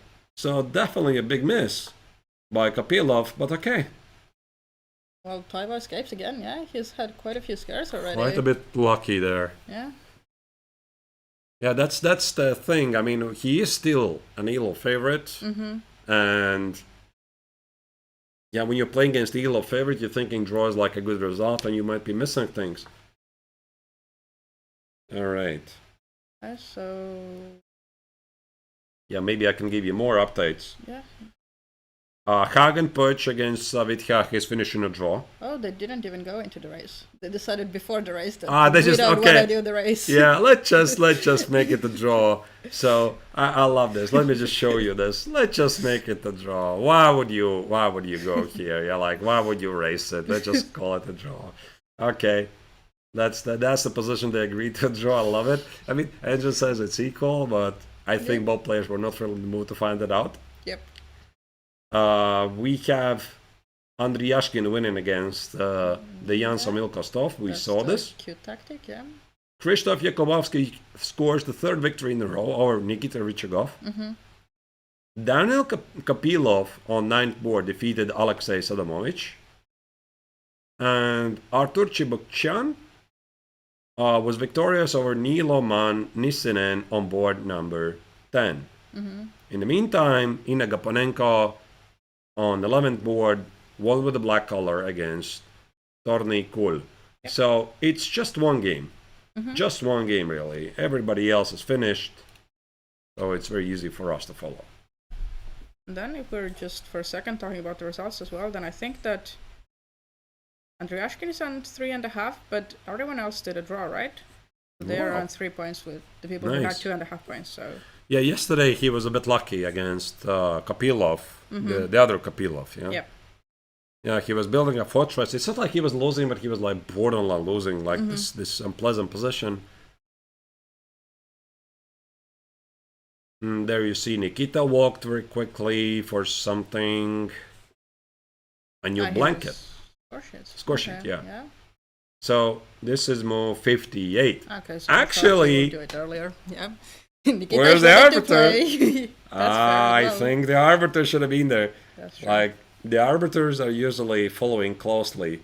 Yeah. What's the number of the moves? And Nikita was like, wait, what's going on? It's move 58. We're in a time scramble. Where's the score sheet? So he very quickly left and grabbed it. So the score sheet, traditional score sheet, has 16 moves. So move 58, you already see him running out of moves to right, so he went for the score sheet. Yeah. Normally the arbiter has to provide it, but he was not there. Sure. Yeah. But also that means that Nikita is ready to play for more moves at least. Yeah. I don't like the stage 4, but again... rook takes on b7! Then this is something. But now it's liquidating into a draw. Exactly. So maybe they will not need the score sheet after all. That's the most terrible thing you could do is you make move 61 and the game finishes. Yeah, and then you have to write the name, the tournament. Yeah. It's like we have all done this. So where's the big idea? Bishop b7 obviously is king e6. Yep. Intermezzo move. I think this is what black figured out. Bishop g3. You can't win this. You can't win this because the pawn is on h4. So bishop takes on e4, bishop h4, knight e5. No need to test this. It's just a very obvious draw. So I think Nikita right now is regretting I should have played h3. And now this idea might not work anymore because takes here. You can't easily eliminate the pawn. Big difference. I mean, objectively doesn't really change anything. But at least it means that this game is going to finish, most likely, unless something dramatic happens, into a draw. And we are going to have a huge pack of leaders with 3.5 points out of 4. Yep, exactly. I think that Nikita is going to be like a bit like angry with himself, but I know him like pretty well. He's like, okay, fine, like I had some mini chances, you defended well, so good for you. And also Daniel, I think he picked up a very good defense, this c4 move. So he maybe made one positional slip or decision that's kind of debatable, but afterwards he played. I mean, Engine actually says it's not even a mistake. Like this b takes an a5. I do think it was a mistake from a human's point of view, but it was not enough to damage his position permanently, and he fought back. Oh, they took the score sheets. So. Are they gonna write it? Because there could be like a gentleman's agreement to agree to a draw before you fill in. Yeah, sometimes I've done that. If it's only 61 moves, you just write it under it, and you're like, I really don't want to do it. Right. Okay, so do we really play this? Do you think Nikita is that tilted? No, I don't think he's even tilted. Yeah. No, it's that's why I'm like, you would only play it if you're like really tilted. Yeah, there's the look. There's the look, and the look usually signals is that again the concentration is broken. Normally, this is, by the way, how I can easily tell. Like I had a student, and he is usually playing. Like there's a very tense moment of the game. I'm coming next to him. And I can see he sees me. And I'm like, how can you do that? Like, you have a very tense moment of the game. 100% of your concentration is at the board. How on earth can you see me? Yeah. Like, I think it's wrong, you know. And we would discuss this. I don't know how to fix it because I can definitely tell from my experience. So I have a normally when we start the game, I'm looking left and right. I don't really care what's happening because everything plays automatically. Then in a time scramble, you're so 100% focused in the adrenaline is taking you. And when you finish the game, you realize, oh, there's like everybody's watching you. You don't see anybody. You don't see anybody. It's just you, your opponent, and you're so into the game. And that's why I'm quite surprised about a student. Like it was a long time ago. I would come by and he's like looking at me like he's feeling my presence. Completely aware that you're there, yeah. Really weird. Anyway, why I'm even bringing this up because I saw Nikita like breaking the concentration, and it already signals he's not like 100% in the game. He's just gonna play a couple of moves, check if the opponent is not completely born yesterday, and yeah, not gonna blunder a fork in one move and then okay, there is no other idea really, yeah. Yeah, but I think he doesn't really want to push this for too long. I think it's gonna continue like for 5 minutes, not more, because they have still a second game of the day. For sure, yeah. So there's no need to torture yourself. And it's on Nikita to offer a draw, right? Like it's, or I don't know, what's your opinion on that? But there are a lot of people who are like, okay, I'm something down, the opponent is pushing, so it's not my job to offer a draw from. I mean, the black should not offer a draw. Yeah. Actually, that could be. It could be part of mind games as well. Yeah. Doesn't really matter at this point. But black could offer a draw. It's like, listen, I know it's a draw, but at the same time, he understands that that white plays it on. He is like wanting to prove. So it could be like a gentleman's understanding. I know that you're still trying to do something. So let's just make like 10 moves. Yeah. And I'm going to prove to you, I know how it's done. And maybe you're going to offer a draw myself, or let's make 10, 15 moves, and I'm going to offer a draw myself, and you already know that I know. Like, it's usually like a mutual understanding of, well, players, they perfectly know what's going on here. And I think it's not more than 5 minutes. Like, if this was the final game of the round, Nikita would play like for extra half an hour. But not today. Yeah, sure. Because the next round starts in 2 hours, so... Yeah, in 2 hours, so you want to have a dinner, of course. You want to have lunch, you want to have some rest, some prep time, So, the game is about to wrap up. Do we have some big surprises in this round, except of the top board? Let me check the results. Okay, not everything is in, but... yeah, I think from the results that are in, I don't see any huge surprises at least. Everything goes as expected, right? Yeah, there are still games missing. Obviously, there we can only see the top 2 boards, but it looks like the other boards, there's still quite a few people playing. But normally it's been that, the rating favorites have gotten their job done. So, one thing we know about Knight and Bishop, it's normally winning. Like, there's even a famous technique, but this one Bishop... It changes things, a little bit, And I don't think it even matters to which corner the king goes here. The bishop takes away some critical squares. So here, black would have to walk into some helpmate, like in the corner and do something silly. So 50-move rule applies here. I think Nikita is going to make like 10 moves and then offer a draw. Because if you make 50 moves, you're more like basically losing an hour, I think he's about to offer a draw right here. I can tell from the body language. Like he knows, like what I'm doing here. There's a look. There's the look, and there's a draw. So good game by both opponents, and there's no need for Nikita to be unhappy. He fought well. He had a chance. He missed it, and his opponent. Daniel Fischer fought also really well, fought back with his c4. Does feel like a miss for Nikita, but the game and the tournament, of course, still continues, and good result for the young Swiss player. Yeah, and then maybe if we try to just see, we have 3.5 points for Kazakowski, Larouses, Meshkovs, Fischer, then Wagner, who won his game, and then Andriashkin. So, if my counting is correct, 6 players, Yeah, and this will probably also suggest there's going to be some more clashes of GMs. And the next round for the players, starting 2 rounds. 2 hours. 2 hours. 2 hours, yeah. 2 hours, my apologies, yeah. And we are going to start our broadcast a bit later, like usually like 1 hour. We start usually like 50 minutes after the start of the round, but we're not really going to be in of the very first starting moves. So we are finishing up the broadcast of round number 4 of the Paul Keres Memorial. Maybe some final words for you, Margaret? Yeah, I think also this round was already exciting. Already some Grandmaster games, some very high-level games. Definitely more to come next round. Absolutely. So the viewers will be seeing you in a couple of hours, more precisely 3 hours, same channel here, GM Neiksans channel, either on Twitch or YouTube. I'm streaming on 2 locations, or chess.com/events, where you can find the Paul Keres Memorial. We'll be seeing you after several hours, but in the meantime, we have to say goodbye to you, and we hope that you're going to come back for more action after